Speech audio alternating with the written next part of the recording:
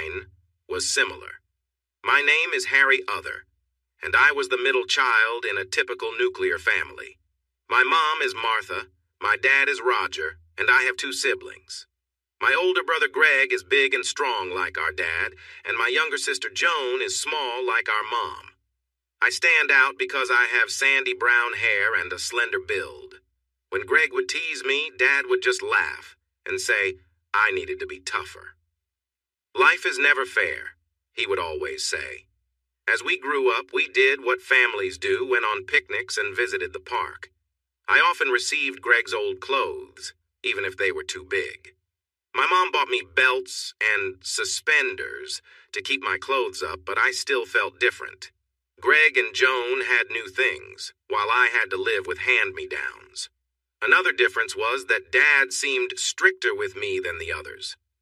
Greg was just like him, and Joan was always his favorite.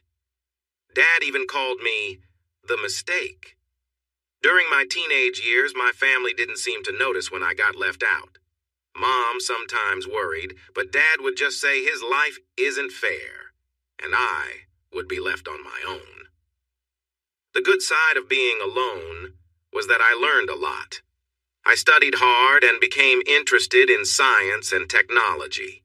Over the years, I saved enough money from my allowance and odd jobs to buy parts to build my own computer. I learned how things worked.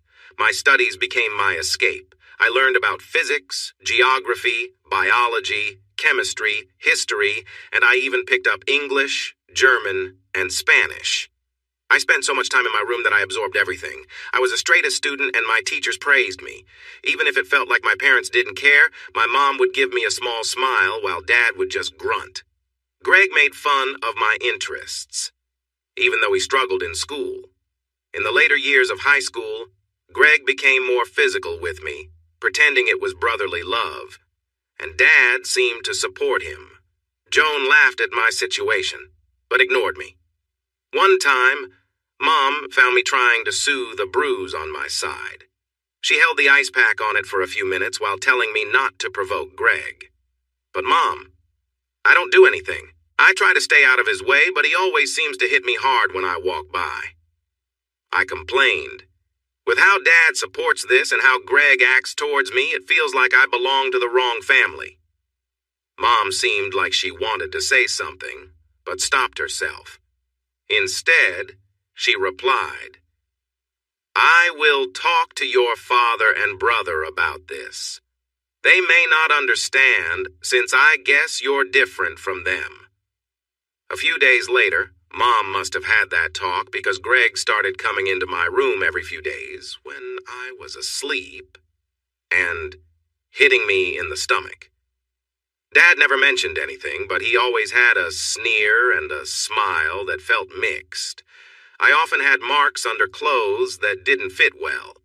I was careful not to let anyone at school see the effects of the hits until one day during gym class. While we were running, someone played a prank and threw a metal bar in my path.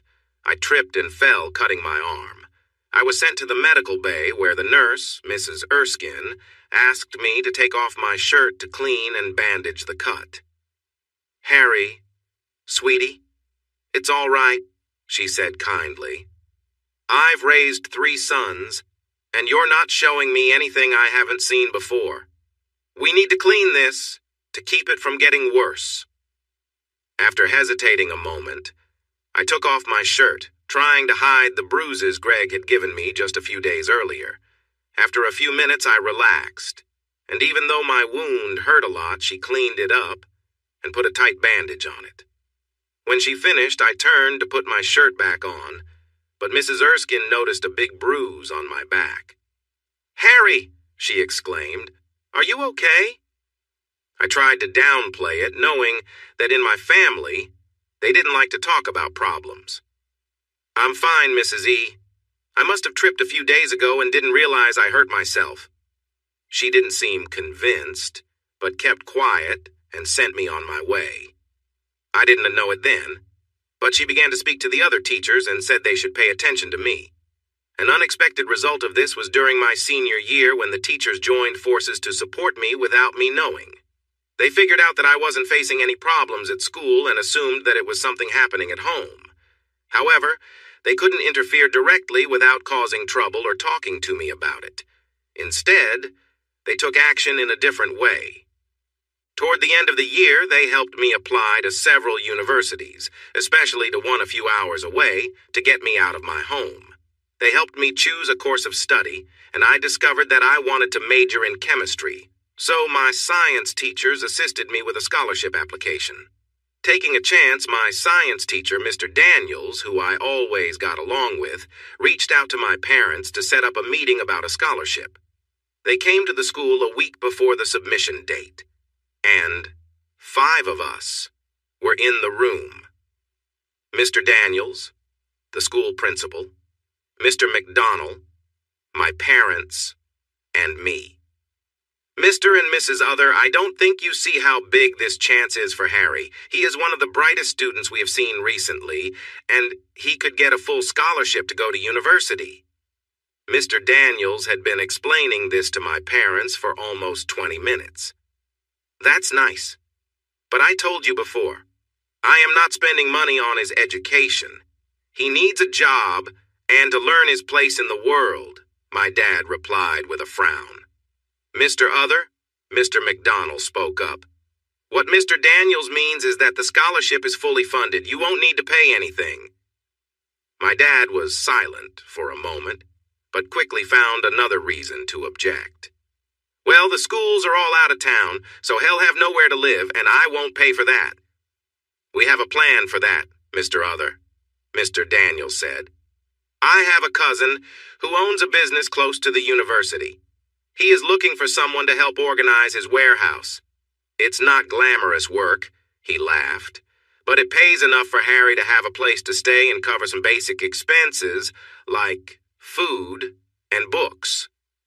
I looked at Mr. Daniels, puzzled, because he had told me earlier that I would be working on research in a lab that connected to my chemistry studies. He caught my eye, winked, and subtly shook his head. I understood the hint and said nothing. My dad thought it over. Well, as long as I don't have to pay and he learns about hard work and it gets him out of my house. Great, Mr. McDonald chimed in before my dad could change his mind. I have the paperwork ready for you to sign. It took about an hour, but eventually everything was signed, and we went home.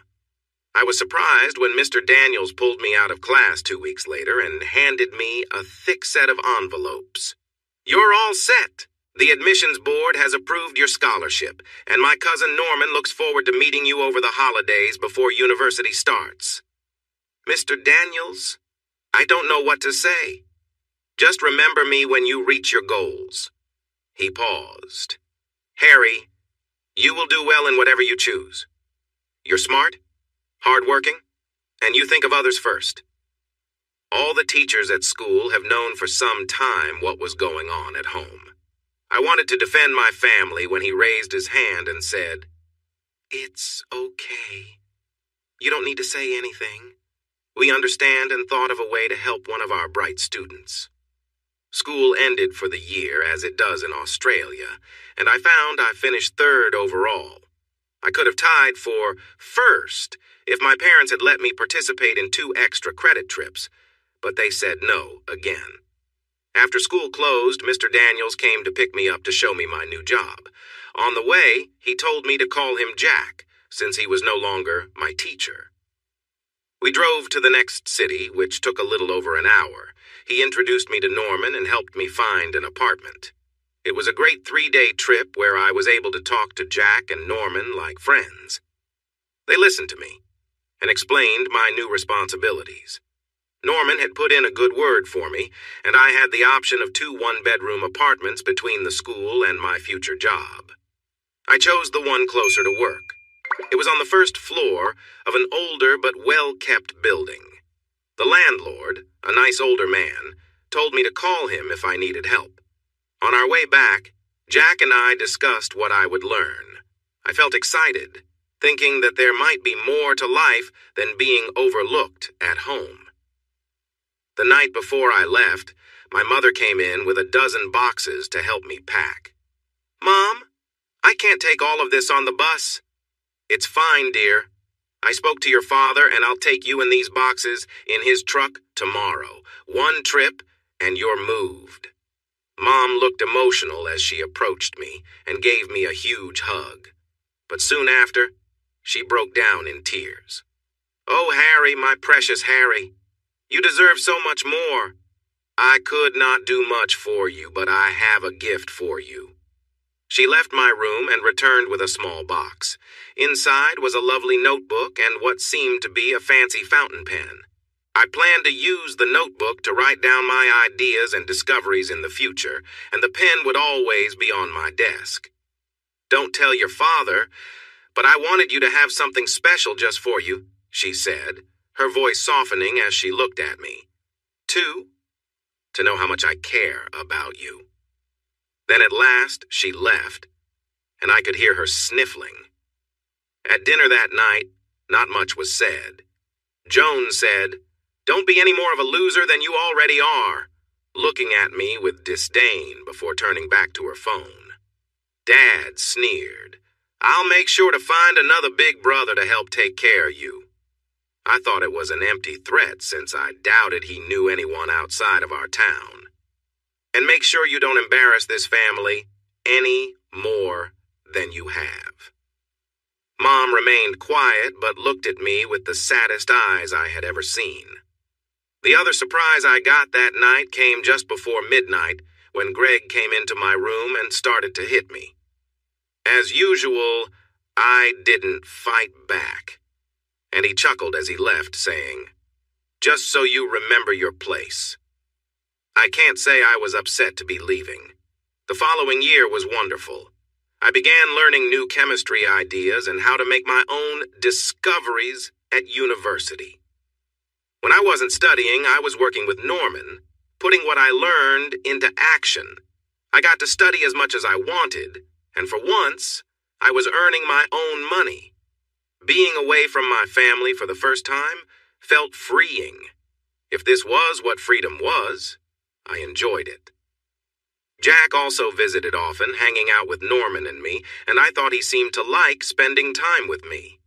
In my mind, he became the big brother I always wished Greg had been. I saved a lot of money since I rarely went out, and when I had enough, Jack helped me pick out a car. We talked about girls, a subject I was too shy to approach, and just enjoyed each other's company. The only downside was that, once I got my car, I had to return to my parents for lunch one Sunday each month. These family gatherings were required, and Dad insisted I be there. Since I had moved out, Sunday lunches had become more lively. Without me around all the time, my parents and siblings welcomed a variety of guests each week. It was almost funny. My family seemed relieved with me gone. I noticed curious looks from everyone when I attended, even though my presence was expected. So, I sat quietly in the corner waiting for the afternoon to end, so I could return to my own life. Many people who worked for Dad were usually there, and I didn't like going alone and sharing the room with them. But as the obedient son, I complied. During this early time away, while learning and studying, I made an important discovery. I developed a new chemical formula that increased the strength and durability of certain plastics. However, when a particular common compound was added, the plastic would break down into its basic parts in just a few days. When I shared my discoveries with Norman at work, he was amazed. "You're incredible. This could change how we use plastics everywhere and help the environment." In the following week, we worked in the lab and kept showing that my formula was effective. By the end of that week, we were in his office when Jack came in after school.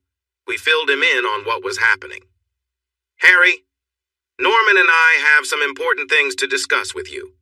If we handle this the right way, your discovery could make you well known." In the weeks that followed, Jack and Norman guided me through the steps to apply for a patent, so my discovery would officially belong to me. I had just turned 18 before school ended, so fortunately, I didn't need to involve my parents. Jack also helped me strike a deal with Norman to start a new business to produce the plastic compound. For his help, Jack received a small share of the business. Over the next 6 months, I went from being a university student on a tight budget to earning as much as top management consultants do in a year. I still did not have much of a social life, only going to university, working, and sometimes visiting my parents. But I did treat myself a little. First, I took out a loan to buy an apartment instead of renting. As usual, Jack helped me find a place, and we went through the steps together.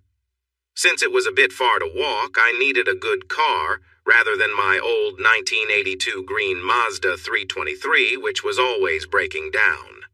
While we were looking around, I saw her and instantly fell in love. She was a second-hand 2008 V8 GT Mustang in great shape with low mileage and an upgraded suspension. Though I had to pay a bit more for insurance since I was under 25, it was worth it.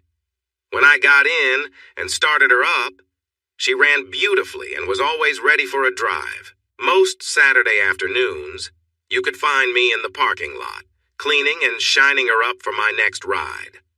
I also started to change my personal style a bit. I bought clothes that actually fit and began to see myself as more than just the nerdy younger brother everyone picked on. The next time, I visited my parents for lunch. I had the best drive, enjoying the Mustang on the highway and catching a few eyes as I pulled into their driveway. A V8 isn't exactly quiet, so a few people came out to see what the noise was, including my sister Joan. "Hey, friend, this is a private family gathering invite," she started, then paused as she looked at me, truly seeing me for the first time. "Hey, sis, it's just your goofy older brother back for lunch." She was a bit speechless. However, a couple of her friends came over to check out the car and ask who I was. They couldn't believe I was Joan's older brother or that I owned such a nice car. It felt good to be in the spotlight for once. I couldn't help but smile. Inside, my mother looked at me with joy, almost in tears when she saw my new clothes and smile. She gave me a warm hug. Dad and Greg looked at me with disapproval. Dad seemed upset, and Greg looked angry. After that, my father, brother, and sister mostly stayed quiet around me, only making a few snarky comments. But they listened to everything I said. Mom wanted all the details. "No, Mom, I'm still your Harry. I've just had some good luck for once." Since she hugged me, she hardly left me alone. She wanted to know about how I changed. "A few months ago, I found a formula that will make a big difference. Jack and Norman have helped me with a patent, which means people will pay me to use my formula." Mom was amazed. But that's not all. Norman and I started a new company to produce the products my patent protects, and he gave me a 30% share in the company. He has 30% too. We also gave Jack a 1% share, and some investors have the other 39%, so it looks like it's going to be a big success. Dad frowned. I could tell he wanted to say something, but stayed quiet. For the first time, Greg had no words for me. Right now, I'm only earning a little, but in a few years, I think I could be worth a lot. Plus, I get to travel to cool places for research. I had left my family speechless, and they had nothing to say.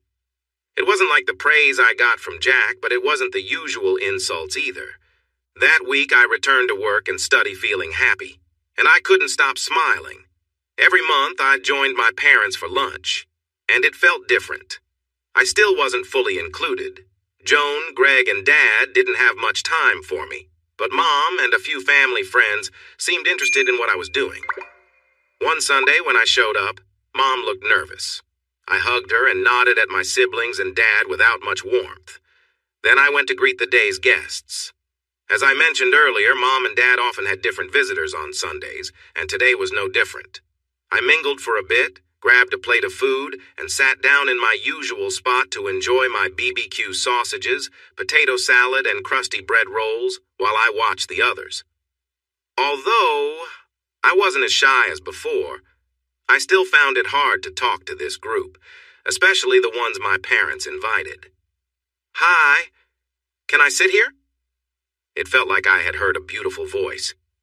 I looked up, and there she was. If I thought my Mustang was special, the girl in front of me made it seem ordinary. She was tall and slim, almost 6 feet tall, with long, soft brown hair that fell almost to her waist. She had a nice figure that fit her frame well, with a small waist and jeans that looked good on her. Her face was charming, with big brown eyes, a little nose, and soft lips. She wore large glasses, which suited her. I realized she had spoken to me a moment ago. "Ah, sorry." She giggled, as if she knew I had been staring. "Can I sit here? I want to eat." "Sure. I'm Harry." Diana. In the next hour, we talked about everything from the latest movies and music we liked to my chemistry studies and cars, like my Mustang. Diana was in college, studying to become a counselor. She loved dogs, preferred sci-fi movies, and enjoyed playing video games. Surprisingly, she lived about half an hour out of town, which was on my way back home. By the time I had to leave, I really liked her.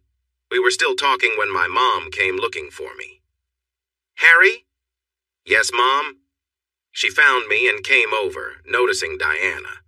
She paused for a moment. "Diana, how are you?" They greeted each other warmly.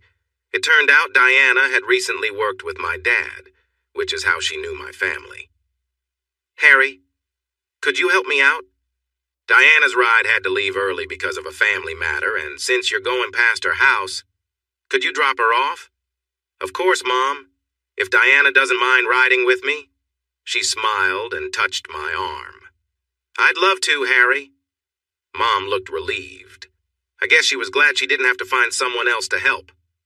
20 minutes later, I was ready to go, and Diana happily joined me. I said goodbye to Mom with a hug and waved to Dad. For the first time, he smiled back at me. That felt different. Diana liked the ride in my Mustang, and we kept chatting on the way to her place. She led me to a small apartment complex, similar to where I had lived when I first moved out of my parents' house. It's not fancy. I share a 3-bedroom flat with 2 girls, and we all manage together. I wouldn't judge. I just moved from a similar place, just 1 bedroom and no roommates. She looked at me as if she wanted to say more while we sat in my car. "I had a good time this afternoon. Generally, your family doesn't see you in the best light, but today I noticed someone who really cares about his family. Even with the distance between you, you came anyway." "Diana, that was one of the nicest things anyone has ever said to me." There was a quiet moment as our chat slowed down for the first time in hours. We both realized Diana should go inside, but she was unsure. "Diana?" "Yes?" I wanted to ask her out, but I didn't know how. I had never really liked a girl before, and no girl had ever seemed interested in me. "Next Friday," she said. "Next Friday?" "Yes, Harry. You were trying to ask me to go see the new Marvel movie Next Friday, right?" she said, looking at the dashboard of my car, blushing a little and giving me the chance I had hoped for all evening. "Yes, Friday." We exchanged numbers and emails. I wanted to give her a goodnight kiss, but I settled for an awkward hug instead. As I drove home, I couldn't sleep at all, but I felt really happy at my lecture in the morning and at work in the afternoon. After a couple of hours, Norman pulled me aside. "Harry, can I assume you have met someone?" I felt myself blush and just spoke out. "Yeah, Norman. She's beautiful. I met her at my parents' house. Her name is Diana. She's studying in college and she lives not too far away. We're going to see a movie on Friday night." Norman thought it was sweet and kept mentioning it as puppy love for the rest of the week. Still, he kept me focused. Mistakes in the lab could be very expensive, and my work needed to be done carefully. Diana and I talked on the phone a few times that week, and when Friday afternoon came, I was really nervous. So I called Jack. He had spoken with Norman, so he understood what I was feeling. For the first 10 minutes, I told him all about Diana and our talks, expressing my worries about messing up my first date. He laughed. "It's okay, Harry. Being a bit nervous shows you like her. Since you're going to a movie, it won't be too awkward. You'll spend much of the time watching the film. Wear those nice dark blue jeans, the white shirt, and the white sneakers we bought you. Don't forget to brush your teeth and wear deodorant. Just be yourself. You'll be fine." "But I'm not charming." "Harry, you might not see it, but girls notice you all the time. You just don't realize it. Just yesterday, some of the lab tech girls were waiting over you as you walked around the lab. With your new style, driving a Mustang, and the confidence you show in your work, trust me, people notice you. It seems like Diana has noticed and wants to make her feelings clear before someone else does." That thought made me feel more nervous. That night, as planned, I picked Diana up at 7. We went straight to the movies for the 7:30 show. We both really liked the film. Marvel does a great job with the story and special effects. This movie was funny and we laughed a lot.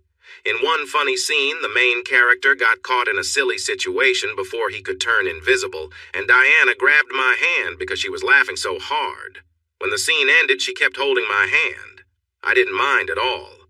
I think we might need to watch the movie again because I was a bit distracted by Diana holding my hand.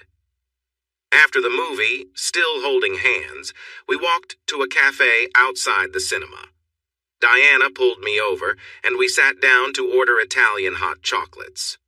If you haven't tried one, you're missing out. They're amazing. Imagine a thick, warm chocolate drink so rich that you can stand a spoon in it. We started by talking about the movie, then moved on to our hopes for the future, our jobs, and my car. I nervously complimented her on how lovely she looked in dark jeans and a light blue blouse. She had her hair nicely done and was wearing thin-framed glasses that suited her well. What made my evening special was finding out that we shared a love for people watching. Have you ever just sat and observed the people around you, noticing how they move and react to each other? We discovered that we enjoyed watching people and creating silly stories about them. For example, we imagined one couple were spies trying to gather secrets about our little town. Another older couple seemed to be rushing back to their home before the deadline hit, while a young couple walked hand in hand, sharing kisses and living their own love story. We laughed and joked, and I felt we had a wonderful evening together. After such a nice time, I didn't want to go home, but it was getting late, so we drove back to her place. Once we arrived, I got out, walked around, and opened her door. She stepped out and hugged me, then, to my surprise, she gave me a quick kiss on the lips. It was unexpected but delightful. Diana giggled and took a step back. "Harry, next Friday." "Yes?" "You're taking me out next Friday." "Oh, yes, I've got it. Nothing could keep me away." She laughed, instantly getting the joke. For the next few months, we saw each other almost every weekend, and even a few evenings during the week. We spent a lot of time talking, holding hands, and sharing sweet kisses. I met her flatmate, Cindy, who was a bit older. She was blonde and well put together, but dressed modestly, while Dawn, a quiet brunette, mostly kept to herself. I introduced Diana to Norman, showed her around the office, and met some of the lab team. I noticed a few girls looked at us a little longer than usual as I introduced Diana. Maybe Norman was right, and Diana was making her presence known. We often traveled together. She had an old Datsun, so we spent time in my Mustang. I bought us matching aviator sunglasses, with hers being prescription. Diana felt a bit confused and guilty about the cost, which was nearly $300. However, I was starting to really like her and wanted to treat her a little. "Diana, let me buy these for you. What most people don't know is that I have some savings from my patents and the business that Norman and I have. Getting you some sunglasses won't hurt my wallet." We did look good in our matching aviators getting out of the Mustang, if I do say so myself. We had been spending time together for almost 2 months and really enjoying each other's company when things changed again. It was a Sunday, different from our usual Saturday lunches at my parents' house. We were sitting in our usual corner away from the crowd, enjoying our favorite hobby of people watching. While snacking, Greg came over, waving a newspaper in front of us, trying to grab our attention because he thought he had something that would embarrass me. "Hey, look at this," he said, waving the paper at me. "It must be wrong because you are a mistake." He laughed at his poor joke, but Deanna found it amusing. She took the page from him, frowned for a moment while reading, and then brightened up, winking at me. "This could be interesting." "Greg, this newspaper article you're talking about, thinking it would embarrass your brother," she swatted the page with her hand, "is actually part of a bigger piece that New Business Magazine is doing on a young entrepreneur gaining attention worldwide. So, why would the mistake be mentioned? Did he mess up? So, the paper put his picture in to point out his silliness?" He laughed at his own joke, but the atmosphere had changed, and I could tell that others didn't find it funny. They seemed to sense this was not going to go well for Greg. I sat quietly, but a big smile was spreading across my face. "Actually," she paused for a moment, "Harry is the star of not just the newspaper, but the whole article. I was there when they came to his office for an interview. Felt a little silly when they called him the hottest young entrepreneur, but I was proud." Her excitement grew. "And what I think is really cool is that Harry, my boyfriend," she almost shouted his name, "he's being recognized not just for his breakthroughs in science, but also for building a company worth over $10 million in less than a year." Everyone froze. It was like their mouths dropped open. Greg looked confused. My mother wore a mix of shock and pride, while my father just stared. The family friends were looking at me as if they were trying to understand everything they had just learned. Diana had a huge, satisfied grin on her face. I felt stunned. My smile from seeing Greg's embarrassment quickly changed to surprise. I had just been introduced as someone's boyfriend. It took a moment for everyone to take it all in. In the middle of the confusion, Diana looked at me and smiled, adjusting her glasses. She seemed like the smartest person in the room at that moment. Then, all eyes were on me as everyone wanted to know more about the article. Finally, someone grabbed the newspaper and read it out loud, and the questions began. I explained how my work on recycling plastic was gaining attention. The business that Norman and I were starting was attracting interest. Big companies were eager to buy our product to see if it worked as promised. I knew that if it did, we would need to grow our operations in many countries. The questions kept coming that afternoon. Everyone wanted to know about my earnings, if I would become famous, and if there was a way for them to join my business. My family reacted differently. When I mentioned the money and opportunities, they all seemed excited. But when I said that investments would come later and that jobs were only for those trained in the field, their faces fell. My dad, in particular, went from looking surprised to his usual frown. I think he felt entitled to my success just because he was my father. The funny part was that Joan suddenly started paying attention to me. Maybe she thought I could help her out since she was my sister. Honestly, while I was open to helping family, I wasn't eager to give them anything. They had treated me poorly while I was growing up. They weren't struggling financially because of Dad's construction business, so I thought they could keep their money, and I would keep mine. That afternoon had a few important moments. The first was when the excitement settled down, and Diana sat on my lap and gave me a big kiss. It wasn't like the quick pecks we usually shared. It felt more special, and I felt a rush when our lips met. After she pulled back, she kept her arm around my neck and looked into my eyes with a gaze that made my heart race. I was only 19, and Diana was just a few months younger than me.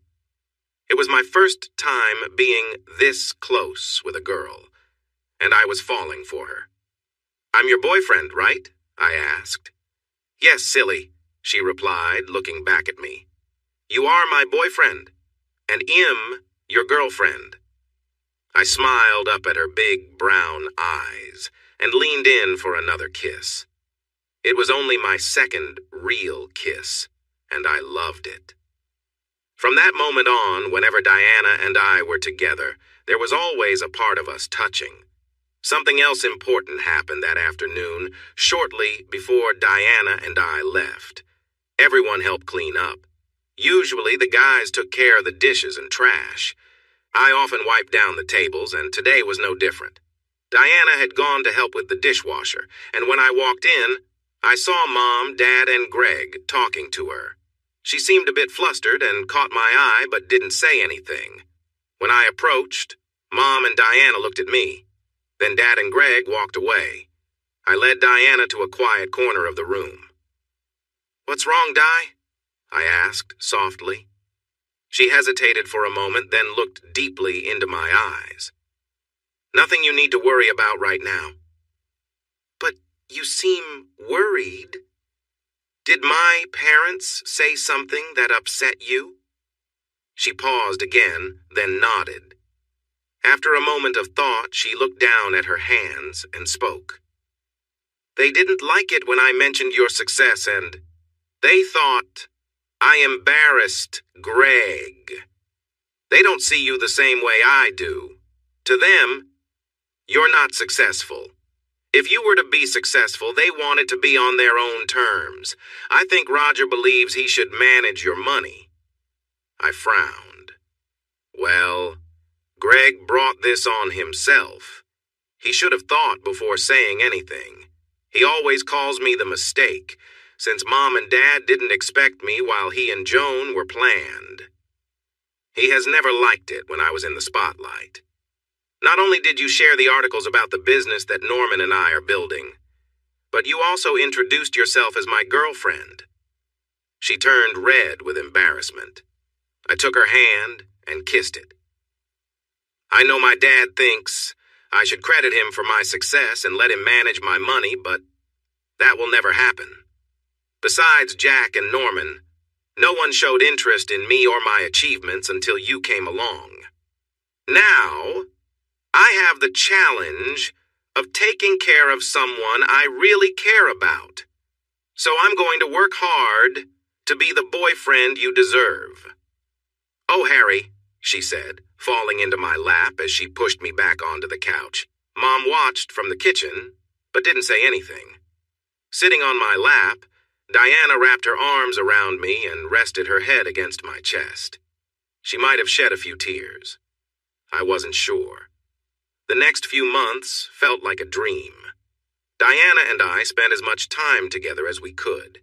She started coming over to my place more often, and we shared some wonderful moments together. I noticed she sometimes dressed differently, and while I was tempted to go further, I respected her boundaries. Kissing her was exciting, and we became closer.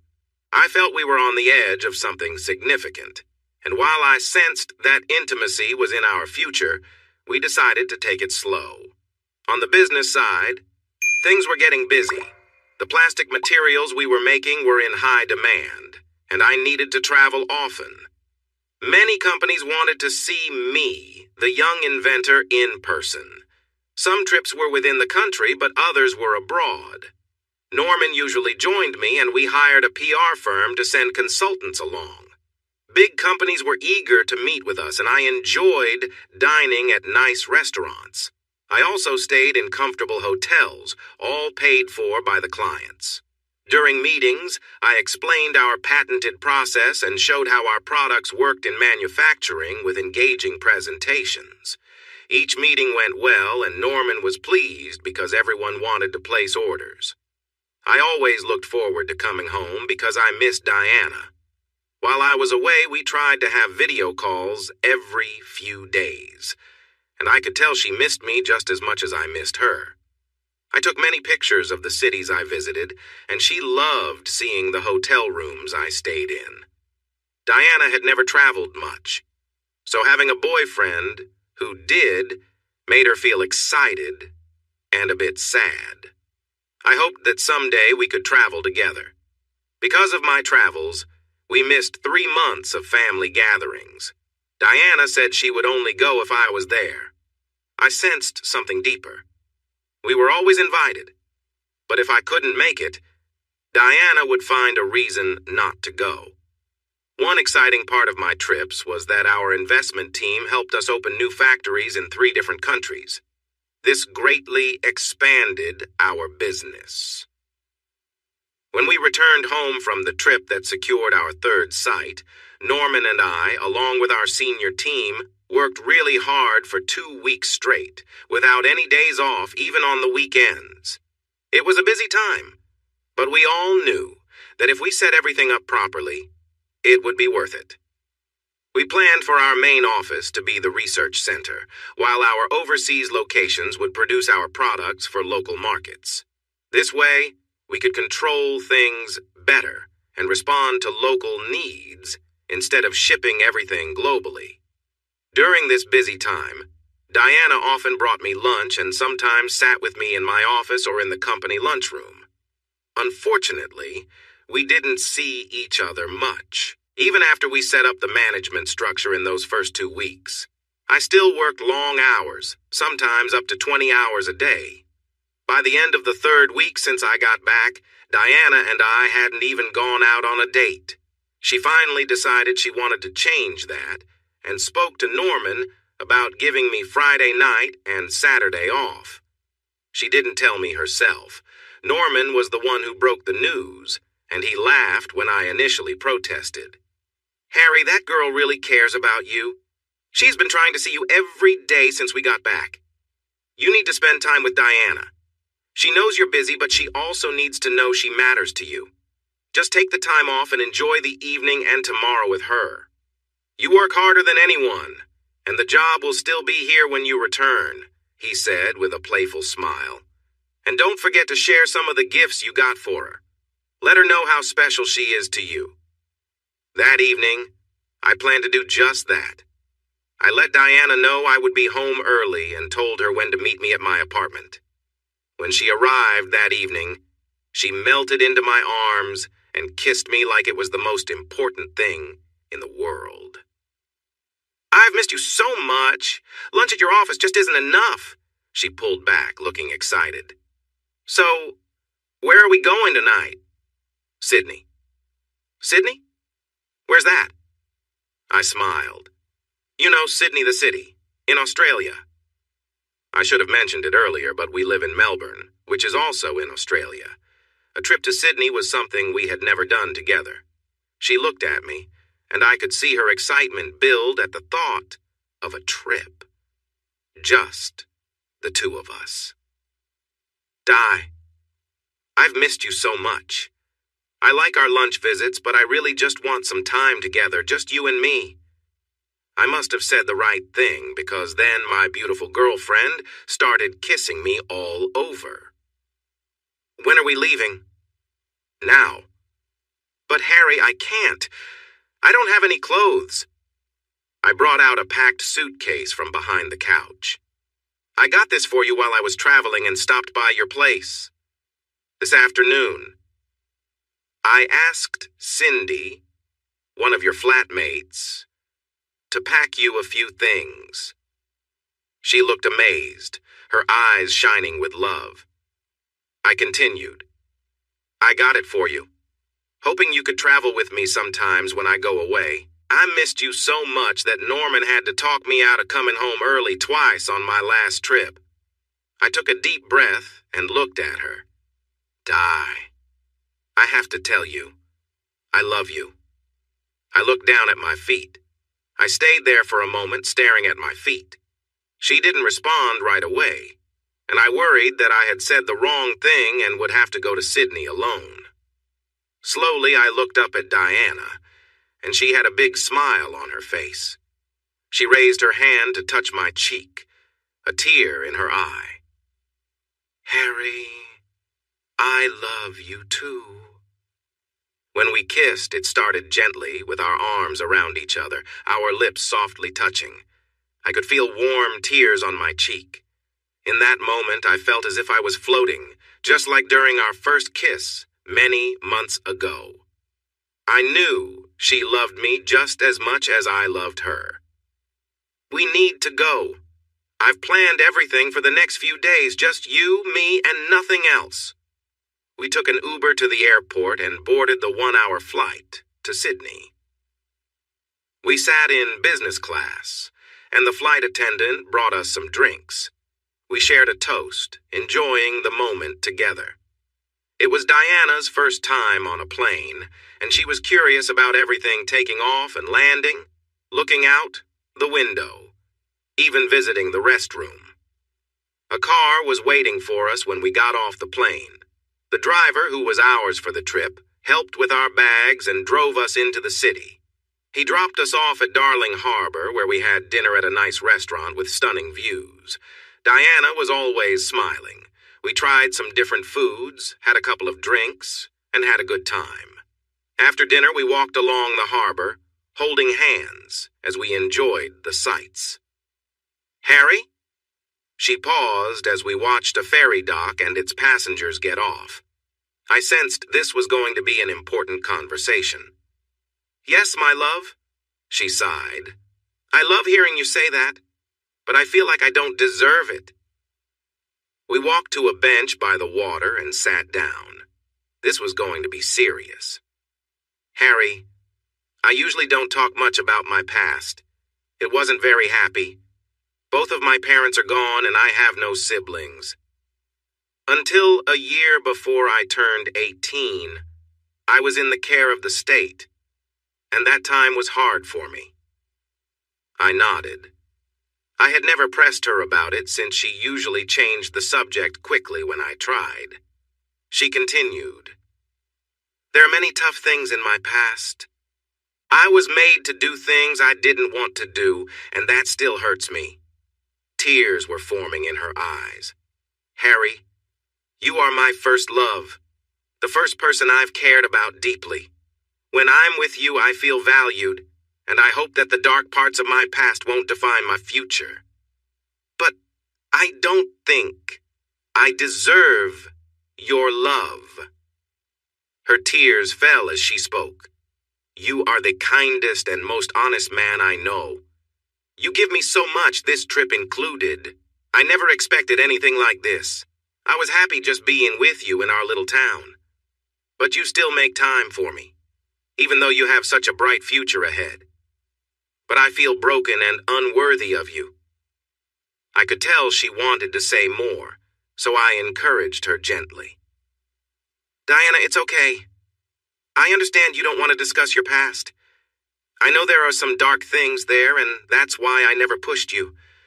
But everything you've overcome has shaped you into the woman I love. We've known each other for over a year, and have been together almost that long. I promise there's nothing you could tell me that would change how I feel about you. If you need help with anything, I'm here for you. I love you, Diana Brown, completely and truly. She started to cry even more. I pulled her close and leaned in to kiss her to show my support, but she stepped back, anger showing in her eyes. No, Harry, my wonderful, amazing Harry, I don't deserve your love. I'm not perfect, she sobbed. I was starting to understand what she was trying to express. Di, it's all right. No, it's not, Harry. I feel broken and unclean. I can't give you what I really want, she said, almost collapsing to the ground, quietly sobbing. I'm not pure, Now I realized why she was upset. She didn't want to discuss something from her past. I had never been in a relationship before her, so I had not experienced those things. I sat down on the ground beside her and wrapped my arm around her as she cried. I thought about what she said as she let out deep sobs, like someone who felt they had lost something very important. People walked by, some offering to help, while most just looked at us but didn't stop. Eventually, I helped her back to her seat. Diana, from the first moment I saw you, I was captivated. You know, I never really had friends. My family made sure of that and often treated me poorly. My sister ignored me and my older brother bullied me. My dad looked down on me, and my mom never stood up for me. She looked at me, clearly worried. Whenever the family went out, they preferred to leave me at home. They wouldn't spend on me if they didn't have to. I only got my brother's old clothes and had to do more chores than my siblings for less pocket money. If I didn't do things right, my father punished me. It hurt for days. I could see mercy and a bit of anger in Diana's eyes as I spoke. I've never told anyone this before. I never trusted anyone enough to share the truth.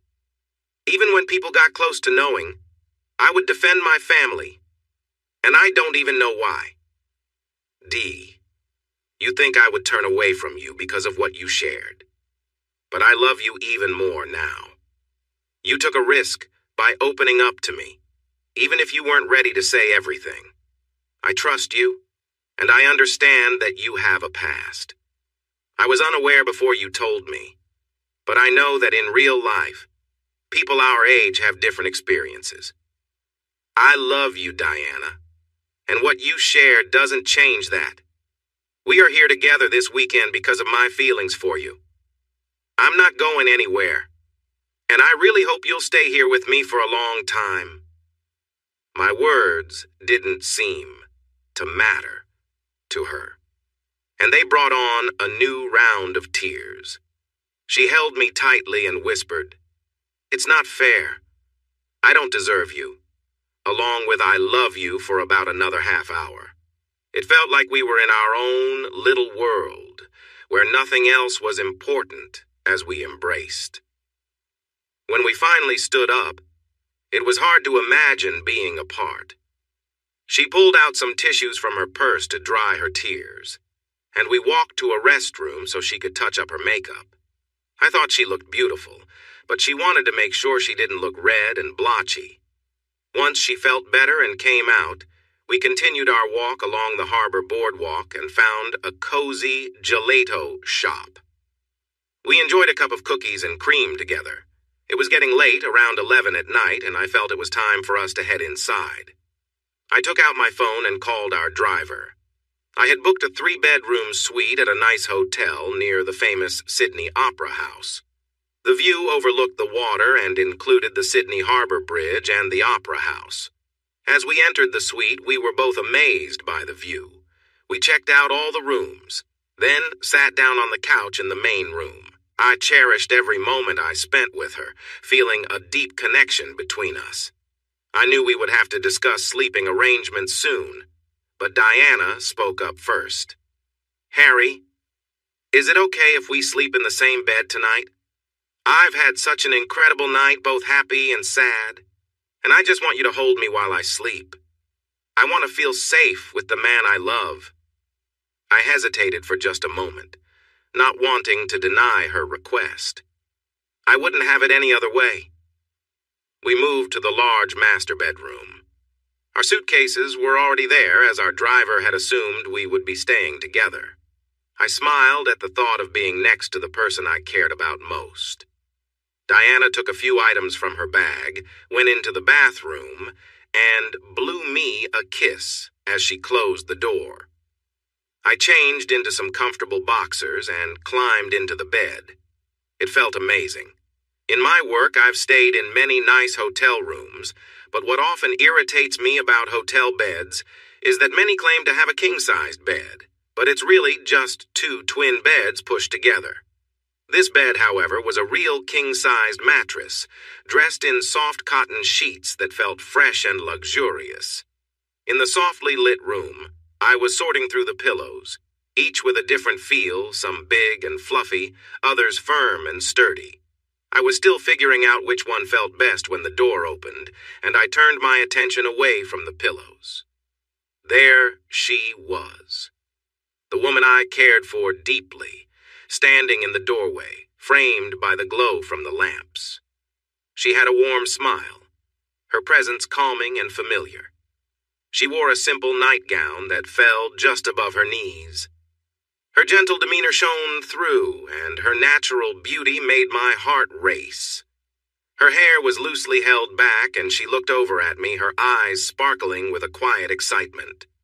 She took a playful pose in the doorway. "Like what you see," she teased. I found myself lost for words, caught up in the warmth and charm she brought with her. She laughed softly and slipped into bed beside me, where we shared a gentle embrace. Our closeness grew as we held each other, finding comfort in the moment. We exchanged soft kisses, and I felt at ease, wrapped in a sense of trust and safety. As we lay there together, our connection deepened, not through words, but in the quiet, unspoken bond we shared. She looked into my eyes, her expression filled with care. "Do you trust me?" she whispered softly. "With everything," I replied. She smiled, setting her glasses on the nightstand. The warmth in her gaze held a promise, a moment where everything felt right. We lay together, content in each other's presence, letting the world fade away as we drifted into peaceful rest. Harry looked down, feeling a mix of vulnerability and trust in the closeness he shared with Diana. She took his hand, holding it warmly, her eyes filled with affection and sincerity. There was a gentle understanding between them that didn't need words. "Harry, you're perfect just as you are," she whispered softly, looking at him with a warm, reassuring smile. The moment was tender, filled with quiet respect and admiration. She squeezed his hand, letting him know she was there, fully present and supportive. As they lay close, their hands intertwined, Diana rested her head on his chest, breathing calmly as they simply enjoyed the peaceful quiet. They both felt a sense of wholeness in that shared silence, the comfort of knowing they were truly accepted and valued by each other. Harry, feeling relaxed, wrapped his arm around her, drawing her closer. Their bond grew deeper in those small gestures, as they exchanged a few gentle, warm kisses and rested beside each other, letting the quiet speak for them. Finally, they fell into a peaceful sleep, content in the simple beauty of the moment, both feeling safe and understood. Diana and I shared a moment of closeness that felt entirely new to me. Her gaze was warm and reassuring as she leaned in and asked softly, "Are you all right?"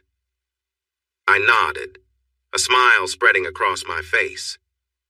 "That was absolutely incredible. I've never felt anything like it." She seemed pleased, and I could tell she was proud of the bond we were building together, a moment that felt special and just ours. "My turn," I said playfully. "I was hoping you'd say that," she replied, her voice filled with excitement. I took my time, focusing on her with gentle care. I brushed my hands across her shoulders and arms, letting her know she was cherished. I softly kissed her neck, feeling her relax as we shared the quiet intimacy between us. Our connection grew as we lay close, finding comfort in the warmth of each other's presence. As we continued to be there for one another, I held her, tracing gentle patterns along her back, sensing her joy and peace. Each small gesture felt meaningful, and we found ourselves simply enjoying the closeness, wrapped in a feeling of genuine connection. Finally, we both settled back, content and calm, drifting off with the comfort of each other's company. It was a night defined not by words, but by a shared understanding that we were there for one another, completely and without reservation. I gently held Diana close, showing care and tenderness in the way I touched her. She relaxed into the moment, and a peaceful joy passed between us as we held each other, simply enjoying each other's presence. Afterward, she looked at me with surprise, a warm smile on her face. "Where did you learn that? I thought this was all new to you." I blushed, feeling a bit embarrassed. "I might have read or watched a few things online trying to learn a bit." She chuckled. "Well, you did well," she said, pulling me in for a warm hug. We lay there in silence, resting close, feeling a deep sense of connection and calm. After a few moments, she looked up at me, an inviting glint in her eyes. "Ready to spend a bit more time together?" she asked, and I nodded, smiling. We continued to enjoy the closeness, moving in sync and sharing moments filled with warmth and care. Our connection felt more genuine than anything I had ever known, and it was all about being there for each other, without rush, simply enjoying our time together. Eventually, we both felt tired and settled down, savoring the quiet after such a meaningful time together. Later, Diana suggested we take a shower to relax. We helped each other, laughing as we rinsed off, exchanging gentle touches, each one feeling like a small moment of trust and friendship. After we finished, we wrapped up in towels and returned to the bedroom, feeling refreshed and calm. In that shared silence, I felt truly connected, more than words could say, and it was a night I'd always remember. Diana frowned. "We might need to ask for new sheets. There is quite a mess on the bed." I chuckled a bit, remembering our fun. "Let's deal with that in the morning, my dear. We still have 2 more bedrooms here." We pulled off the wet sheets to let the bed dry and walked into the spare room, snuggling up together. "Love you," I said, starting to drift off. "Love you," Diana echoed, holding me close. The next morning, I woke up next to her, feeling her arm over me. She was still asleep and breathing softly. I shifted a little, and as she began to wake, I turned to watch her open her eyes. "Good morning, my love," I said. "Good morning, Mr. Morning Breath," she giggled. Even though we had washed up the night before, we didn't brush our teeth, so kissing was limited. But that didn't stop us from sharing a few playful moments. We were hungry, so we brushed our teeth and got dressed to go for breakfast. Watching Diana get ready felt like seeing art being made. I loved seeing her put on her clothes. She even wiggled a little as she slipped into her jeans, making it hard for me to resist reaching out. She found a shirt and pulled it on, smiling at me. "I'm going to tease you all day," she said with a grin. We headed out, letting the reception know our room needed fresh sheets, then looked for a cafe. We found a cozy little spot with great coffee and a nice menu, settling down to enjoy our meal and people watch. Sitting side by side, Diana kept her hand close to mine while we enjoyed the moment. "Honey, I hope you know you made last night amazing," she said. I laughed lightly. "Just like you made my night special." "No, Harry, I'm serious. I've had some experiences before, but they weren't good," she said, blushing a bit. "Last night was different. You made me feel truly cherished and special, like I was the only one that mattered." I smiled as her cheeks turned a deeper shade of pink. Curious, I asked, "What do you mean?" She took a sip of her coffee, gathering her thoughts before looking at me. "Well, I've never done certain things before. If you had asked me yesterday, I wouldn't have imagined trying some of them. But last night felt special, and I like doing those things with you." I could see her trying to express herself, and it made me smile at her shyness. She continued, "Harry, I had never felt like that before, not even when I was alone." "You were amazing," she said. "I couldn't get enough of you. It felt like I was with someone new, and I was happy to share that with you." She leaned in and kissed me softly, and we finished our late breakfast. After that, we strolled around the city for the morning. I called our driver, and 20 minutes later, we were on a tour of Sydney. He took us to the Opera House, where we walked around, took selfies, and had a great time. Next, he took us to the Harbor Bridge, and we managed to join a bridge climb that let us walk above the busy traffic below. Diana and I had a fantastic day. Once we returned to our hotel room, we spent time together, discovering more about each other and what we liked. I learned how to make her feel wonderful. We decided to shower together, enjoying the time we had. As we got ready, I stopped Diana from reaching into her suitcase. Standing there, she looked at me curiously. "I have a surprise for you," I said, as I grabbed a suit bag and opened it up. Inside, I revealed a little black dress with matching shoes and a clutch that I had bought for her in Paris when I was there for work. It was a designer item. I spent a long time picking it out, making sure I got the right size with the salesperson. Diana was surprised but happy. She slipped on some black underwear and I helped her into the dress. She glowed and spun around, admiring herself before heading to the bathroom for hair and makeup. "Harry, this must have cost a lot," she said. "You didn't have to do this." "I wanted to, Di. I can afford it, and I like to treat the people I care about. I want to give gifts to those who appreciate them." "Like your family?" Her question cast a shadow over the moment, and I frowned as I got my own suit out of the bag, which was made to match her dress. "Yes. It's been tough lately. They keep asking me for money. Joan sends me messages and Dad leaves voicemails. I don't enjoy talking to him. He thinks he deserves something because he believes they helped me succeed." Diana looked concerned as she applied her eyeliner.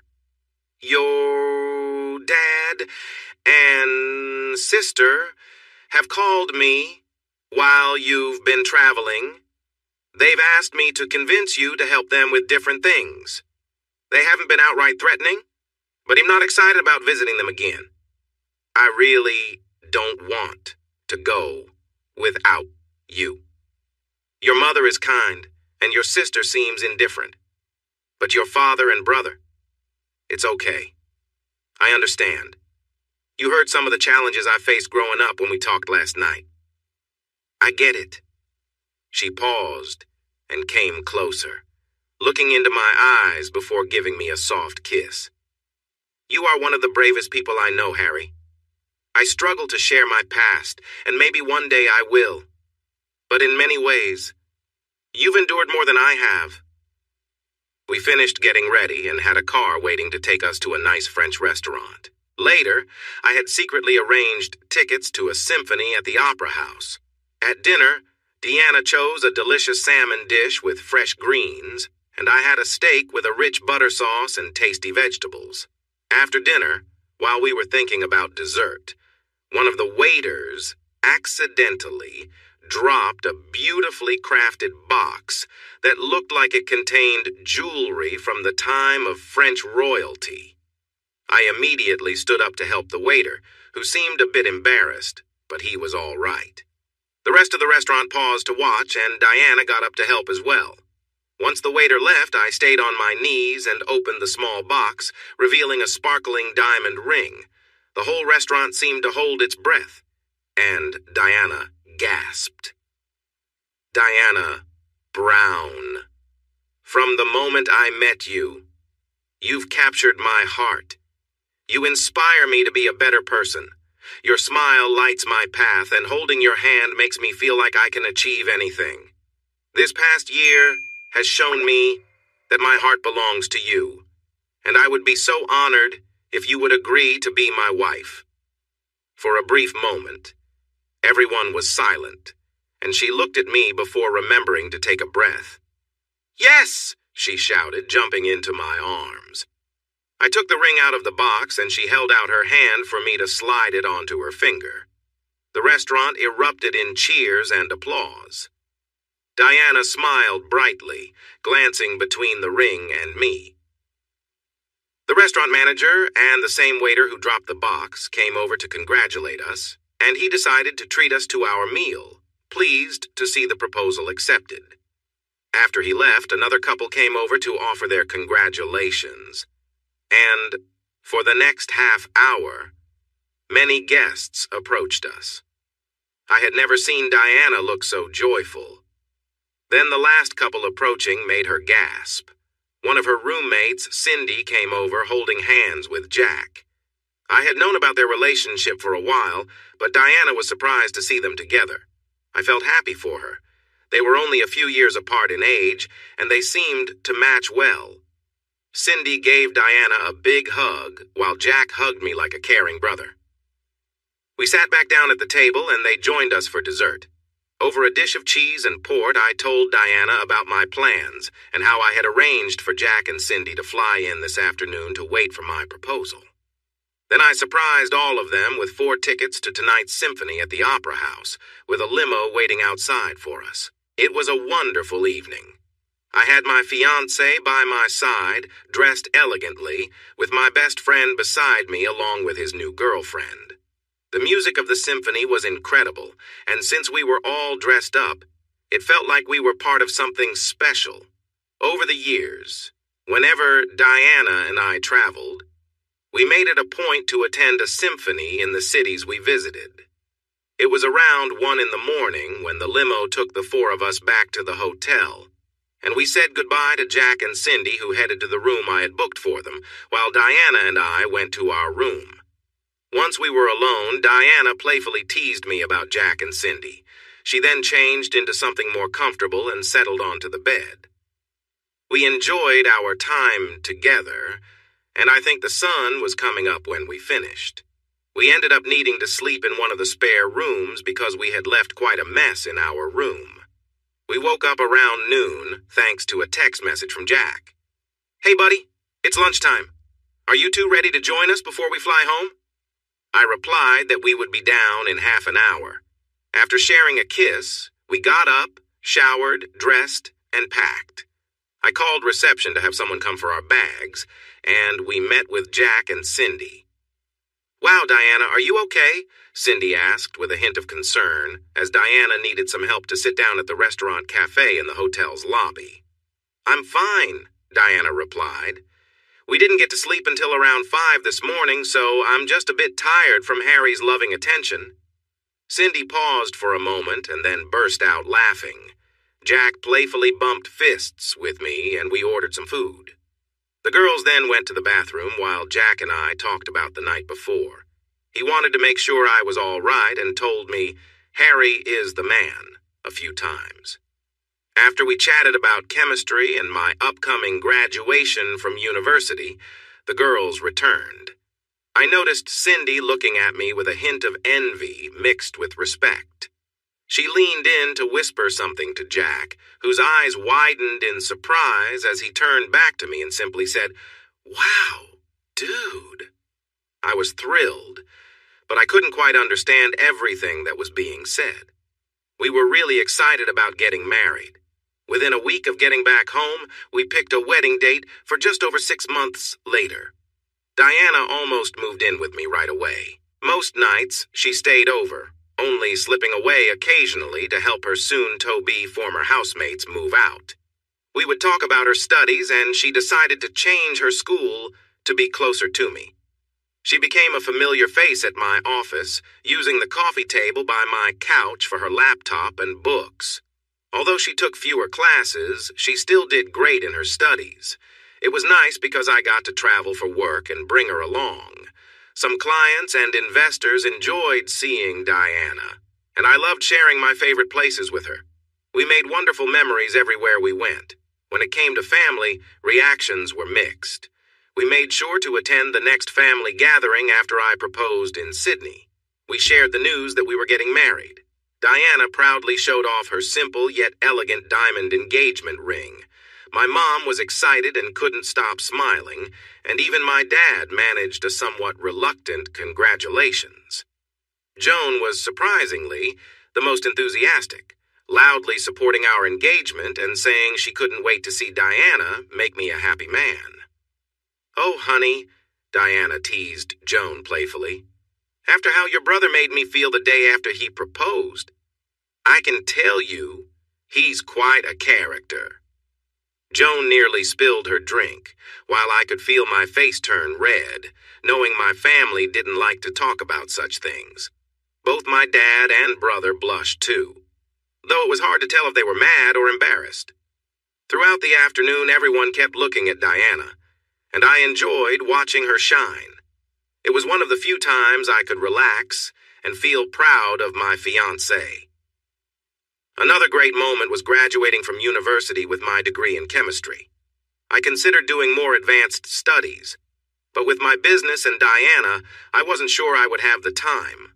I could always go back to learning later. The company was doing well, with over 800 employees in 8 locations around the world. Here at home, we produced the main ingredient and shipped it to other plants to make the special plastics we were known for. The patent I had made it hard for other companies to create the compound without paying us, so I felt confident that Diana and I would be financially secure.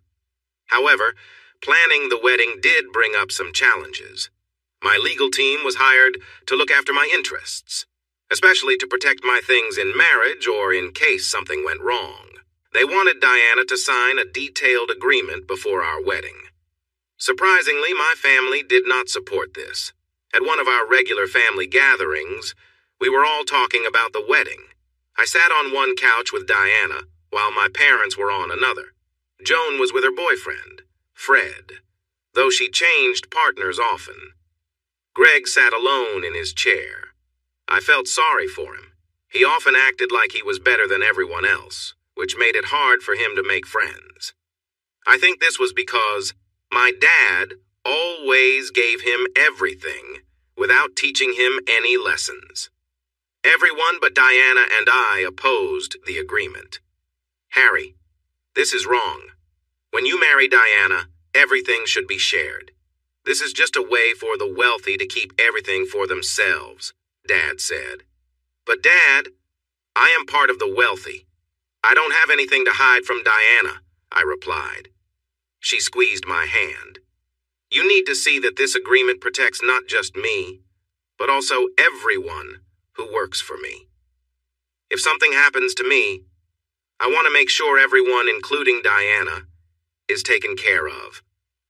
Dad looked upset. Also, Diana is well cared for in this agreement, so I would never hold back from her. Diana squeezed my hand again. "Dad," she started calling my parents Mum and Dad after we got engaged. I think it made Dad a little uneasy, which was likely why she did it. "I fully support Harry. I will sign the agreement because I trust him. I have nothing to lose, and it's the right choice." She looked at Dad firmly, as if they were having a silent discussion. At that moment, Greg, always ready with his opinions, spoke up. "If it were up to me, I wouldn't have any agreement. I'd just give everything and walk away." Joan shot him a look. "You really are clueless." "I am not," he shot back. "Yes, you are. Calling Harry a mistake just makes me wonder if he really is or if you are." Mum jumped in before things escalated. "Enough, you two. This is about Harry and Diana. They will make the decisions that make sense for them." With that, Dad stood up, raised his hands in frustration, and left the room. None of you understand. Life is hard. As the weeks went by leading up to the wedding, we sent out invitations, and people confirmed they would come. We divided up different groups we were part of. I asked Jack to be my best man, and Diana chose Cindy to be her maid of honor. We invited many people from our office, including some managers from our overseas locations. A few government officials and business contacts wanted to attend the wedding of a young professional like me. We even had a couple of reporters who asked to come. Our PR firm allowed this as long as all photos and stories were approved before they were shared. We also made a big decision by buying a piece of land and starting to build a house. It would be a large 7-bedroom, 2-story home on 100 acres, about 40 minutes from the city and an hour from my office and lab. The house wouldn't be finished until a few months after our honeymoon, but I was excited about it. The master bedroom would take up a big part of the top floor and include large walk-in closets. I loved that it would have a double shower with 2 shower heads. In addition, we were adding a spacious kitchen, a family room, a media room, a study, and a garage for multiple cars. We thought big because we wanted to stay there for a long time. Though I was doing well financially, we did take a small mortgage, but we planned to pay it off in a few years if things continued to go smoothly. I also updated my car. I kept my original Mustang, which is a classic, but I bought a new one, a 2020 GTR Mustang, in burnt orange with black racing stripes. It had over 500 horsepower and a 6-speed manual transmission, and you could hear it coming from a distance. I also got Diana a new Jeep JL, with a removable roof and all the extra features like heated seats and steering wheel, a full navigation system, and good storage space. With a new house, new cars, and our wedding coming up, we were excited to start a good life together. Of course, we still disagreed sometimes, but we talked things through and never went to bed angry. For our honeymoon, I took 6 weeks off. We planned a fantastic cruise from Sydney to Honolulu, staying in one of the best suites on a top ship. The best part was that Diana would be away from her devices and cut off from the outside world while on the ship. After that, it was just going to be the 2 of us. The months flew by, and suddenly it was time for my wedding. The day was clear and warm. As I stood at the altar waiting for my bride, I felt the excitement that every man likely feels before getting married. Jack noticed my nerves. "Don't worry, buddy. There's always time to run," he laughed. Greg, one of my groomsmen, and my brother joined in. "Yeah, mistake. You should run now, and Dad and I will take care of everything for you," Jack nudged him playfully. Just then, the music started, and Diana appeared. After a moment to gather herself, she walked down the aisle with Norman by her side. Since she had no family left, Norman was happy to step in and give her away. He had one daughter who was a teenager, and he was already nervous about this moment for her someday. They made it down without any issues. As the ceremony continued, we exchanged our vows. When the minister asked if anyone objected, we heard a grunt as we saw Mom squeeze Dad's hand. But that was all, and soon we were officially married.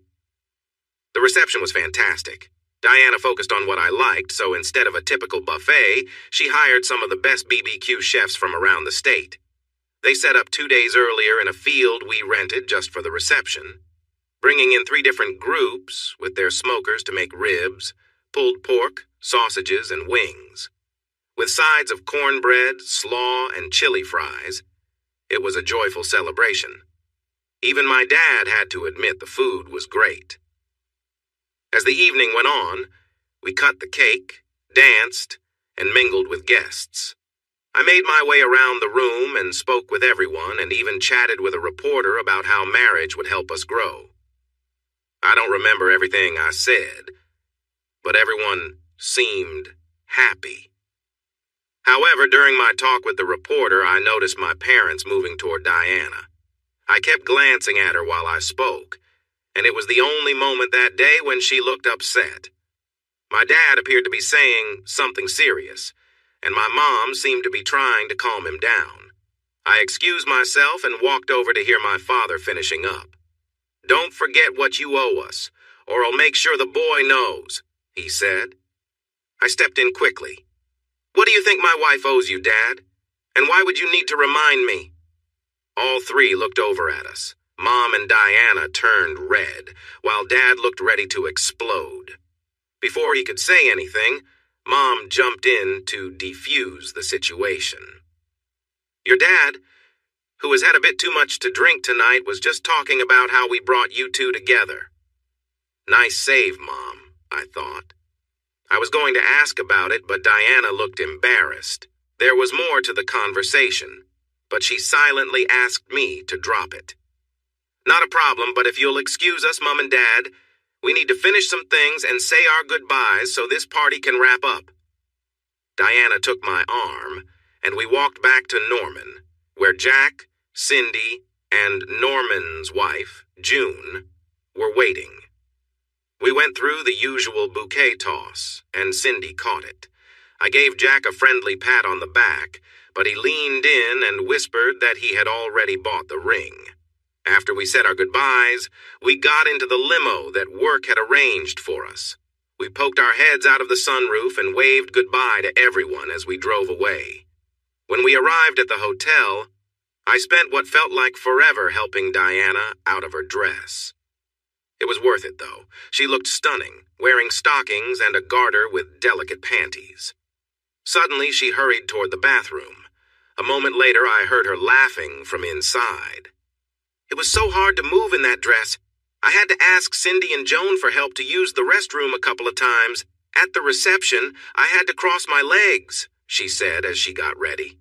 Now, where were we? That night, we shared a special moment as a married couple. It was calm and gentle. We were both tired from the long day, but we fell asleep feeling happy. The next day, we flew to Sydney and were taken to the cruise ship. Because of what we were paying, we were treated like VIPs, able to board whenever we wanted and having people assist us with everything. We chose to get on the ship early. While everyone else boarded, I ordered us a couple of drinks and joined Diana on our balcony. Our butler, yes, we had our own butler for the trip, brought our drinks and we relaxed as we settled in. I thought it was a good time to bring up what happened at the reception. Dee, are you okay? Last night I felt like there was something going on with Mom and Dad. I interrupted, but I think I missed something. Diana turned a bit red, took a sip of her drink, and sighed. You're right, Harry. There was something, but it's not my place to share. It's really up to them to explain. The part you walked in on was your dad pushing me to talk to you about giving them part of your business now that we're married. I don't want to keep anything from you. They said if I could convince you, they wouldn't tell you some secrets that might hurt us, especially you.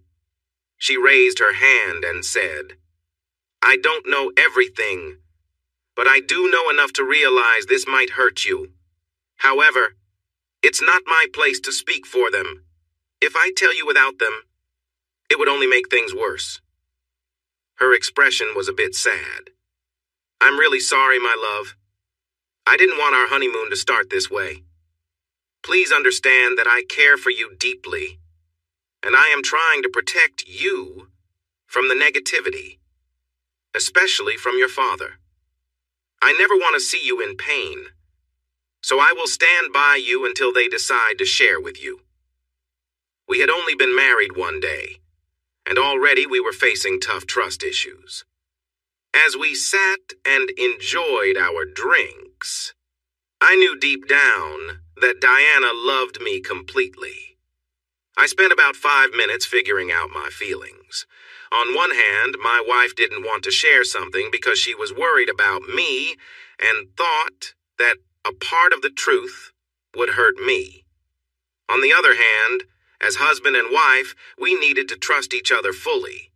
I chose to take the harder route of trusting my wife, even though it made me feel uneasy. I will admit that this upsets me, I said. There's a secret here that involves me, my family, and somehow you're also part of it. She nodded and I sighed. But Di, I will trust you. I believe you want what's best for us. I feel a bit anxious. But as long as you stay with me and guide me, I am willing to follow your lead." She stood up, moved to sit on my lap, and kissed me softly. "My husband, my love, I'm sorry to do this, but I want the best for you. What I do know will only cause you more pain, so I need a bit of time to sort this out," she said, and kissed me again. "But this isn't the time for such conversations. This is our honeymoon, and I believe your new wife deserves some attention." So, I focused on her, and a little over an hour later, feeling closer and more at ease, we walked around the ship hand in hand, leaving behind the worries about my family. At first, our butler, Phil, guided us, but then we told him we wanted to explore on our own. Those first few days were magical. We relaxed in the sun, enjoyed the spa, watched shows, and played some fun games. The ship stopped at beautiful islands where we took guided tours. Diana had bought a stylish navy blue sports bikini that fit her nicely. I felt a bit envious, but also proud as I noticed others admire her as she walked by. I have to say the most enjoyable part was the themed evening parties. Everyone dressed up according to the theme: white outfits, back-toe school styles, Gatsby. It was all such great fun. We were invited to dine with the captain as special guests, and afterward, we got a behind-the-scenes tour of the ship. Each day, we shared our love for each other often. One particular day, after returning from the beach, Diana and I had a moment we both cherished. Diana lay back on the bed, feeling relaxed, and I joined her. We explored our connection, enjoying each other's presence. She was playful and affectionate, and I focused on making her feel good. As we enjoyed our time together, we shared soft touches and laughter, feeling close to one another. Diana's playful touches made me feel a rush of happiness. The way we shared our love was a beautiful expression of our bond. After a while, we both felt a sense of joy and satisfaction. When it was over, we lay together, comfortable and happy. I playfully kissed her foot as we rested. "That was amazing, my love. I never expected to feel that way." "I know. It was unexpected for me, too. I just went with the moment." Diana raised an eyebrow with a playful smile. "You know, I'd love if we could take turns and make each other feel special later." I chuckled and nodded. "You got it." After getting ready for dinner, we headed out to enjoy the evening. By the time we returned to our room later, we were both happy and relaxed. Throughout the rest of the trip, we enjoyed each other's company like any newlyweds on a honeymoon. We spent most of our time together, making memories that would last a lifetime. When the cruise ended, we disembarked in Honolulu after nearly a month at sea. We were both tired but feeling refreshed with that sense of joy that comes from new beginnings. I had arranged for us to stay in a beautiful penthouse loft overlooking the city and the ocean. On the first day back on land, we mostly rested, letting our bodies adjust from the gentle sway of the sea. Anyone who has spent time on the water knows that coming back to solid ground feels a little like the world is still moving. Resting together made it easier. The next day, we relaxed by the pool, chatting about the future. Diana was close to finishing her college degree, and she was eager to look for a job to keep herself active and involved, even though she didn't have to work. She wanted to contribute before we eventually decided to start a family. We both agreed we wanted kids soon and planned that when we got back home, Diana would go off her medication and we'd let things happen naturally. We dreamed together about building our future home, which was already in progress and would be ready in a couple of months. We talked about family gatherings, birthday parties, and all the simple joys of life. We imagined hosting barbecues, celebrating birthdays by the pool, and watching our family grow. Diana looked at me thoughtfully, remembering something I'd mentioned before. "Hey, you promised me a little surprise, remember?" she said with a playful glint in her eyes. Smiling, I took her hand, and we walked back to our room, eager to share a quiet moment together. We felt a deep connection as we talked about our plans and dreams, knowing this was just the beginning of a new chapter in our lives. As we rested, we both felt grateful for the love and joy we shared. We spent time together, enjoying the warm evening and the closeness that had grown between us. I gently held her, giving her my full attention, showing her how much she meant to me in simple ways. There was no need for words, just a quiet understanding shared between us. She rested her hand in mine, a peaceful smile on her face, and we both felt completely at ease. The comfort of being with each other brought a calm that felt deeply satisfying. We were simply content in each other's company, enjoying the warmth and trust we had built.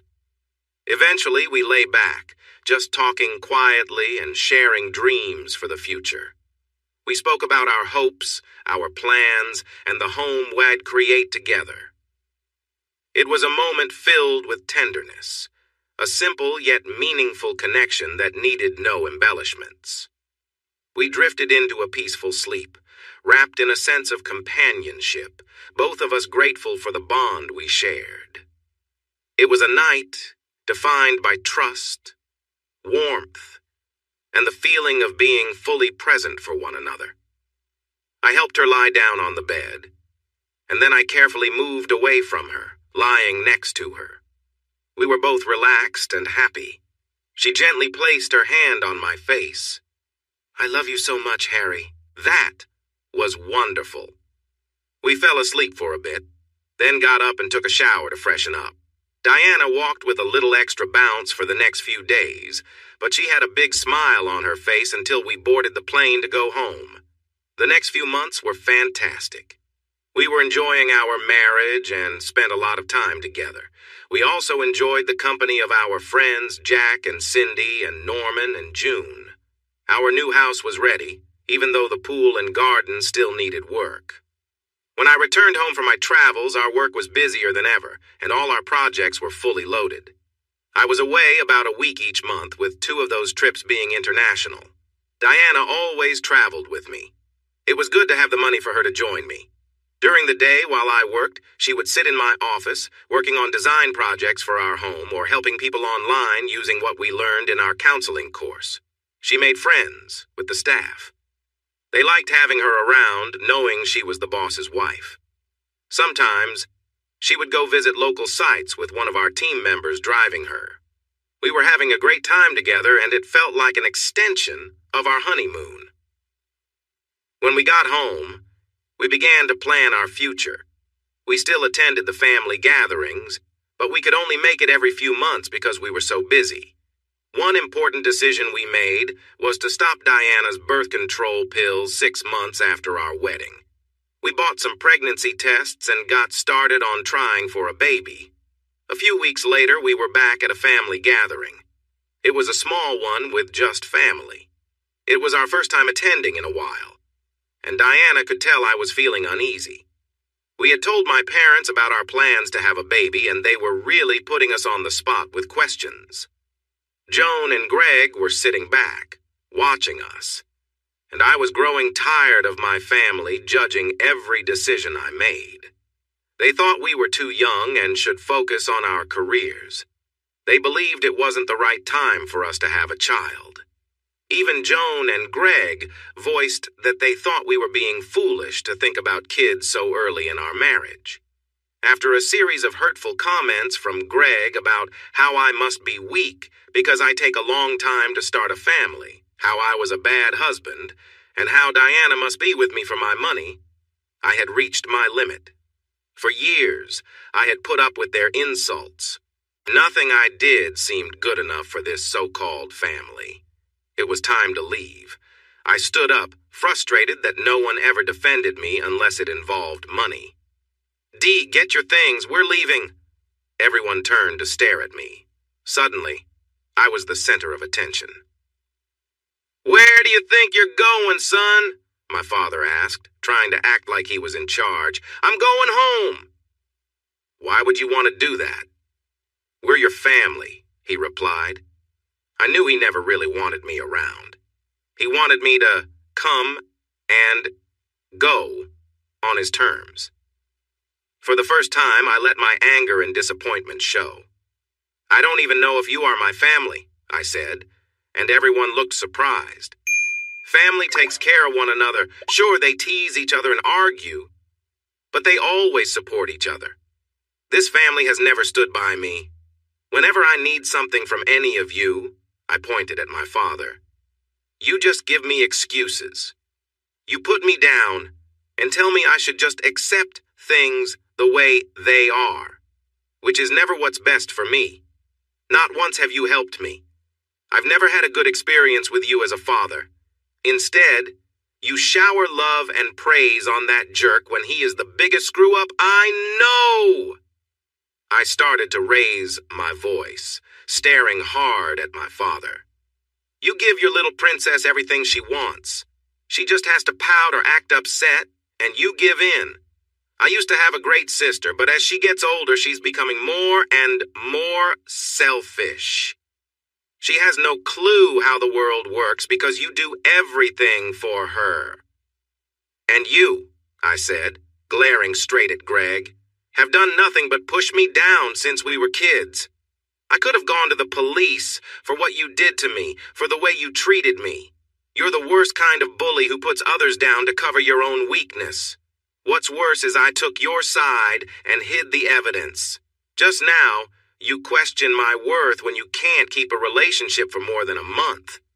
You know why they leave you? It's because you think you're a gift to women, and that's just not true. You think everyone else is wrong because your parents could do no wrong. Well, let me spell it out for you, big brother. You are a sorry excuse for a man. You may have muscles, but you don't know how to use them wisely. Every time you speak, you only make yourself look foolish, and it makes people uncomfortable. Right now, all you can do is throw insults at me for no good reason. Just because you feel less than me in certain ways does not justify your hurtful words. It is time for you to grow up. I looked at everyone around me. My family doesn't care about me. My sister and mother barely notice what happens in my life, and the only time Joan pays attention is when she wants money. No one said anything. They just stared at me while I continued to express my feelings. Speaking of money, yes, I have some. Do you know why I don't share it with you? Because you clearly don't care about me. I worked hard to pay my way through school because you wouldn't help. I built my business from the ground up with Norman, and you called me foolish for trying. But now that I've succeeded, you think you deserve something for nothing. You see my money and believe I should just hand it over. It feels like you care more about money than me. For you, I'm just a way to get what you want. I see your small construction business barely getting by, yet you keep asking me for help. You even pressed Diana to convince me. But none of you give me any reason to support you. I don't think you understand what it means to love someone or to accept help as a gift. What's worse is that I don't trust any of you. The only person who truly cares about me is my wife. I only came to this gathering for her over the years because she believes family matters, knowing what it's like to feel disconnected. But from this moment on, I will learn what that means for myself, because I'm done with all of this. You can all back off. Let's go, Diana. I turned to leave, grabbing my keys, wallet, and our phones from the kitchen. Diana followed quietly behind me before Dad tried to speak again. Now listen here, son. I spun around and glared at him, my mother sitting beside him, stunned by my expression. No, Dad. You need to listen to me. My name is Harry. It's not boy, and it's not a mistake. It's not just any name you might think of. It's Harry, spelled Harry. But you know what? You can call me whatever you want because I'm done with all of this. Goodbye. Without saying more, I left everyone stunned and hopped into the car. Diana quietly got in next to me. I sped out of the driveway, leaving tire marks and a cloud of smoke behind. I looked back and saw them standing at the front, watching me leave. Soon, the calls began first from Dad, which I ignored, then Mom, and even Greg and Joan tried to reach me. They started texting, and when that failed, they turned to Diana. But she wisely chose not to respond to any of it. After an hour on the road, Diana broke the silence. "Harry, are you okay?" "No, I'm not, Di. I've held this in for so long and it's only getting worse. After what Greg said today, I just couldn't take it anymore. I want nothing to do with them." Tears filled my eyes. I didn't like my family. I wasn't even sure if I loved them anymore. But when I looked at Diana, I felt love for her. I realized that my feelings for my family had faded over the years. For a long time, I had just tolerated them, and now I couldn't understand why they would treat someone like that. I started to cry, mourning for a connection I had never really understood as I drove home. Diana rested her arm on my leg. "It's okay, my love. I understand. I'm really proud of you. Let's take a few weeks and I'll step in. I don't want to talk to them without you. But I'll be your voice and make sure they know we're done." "Di?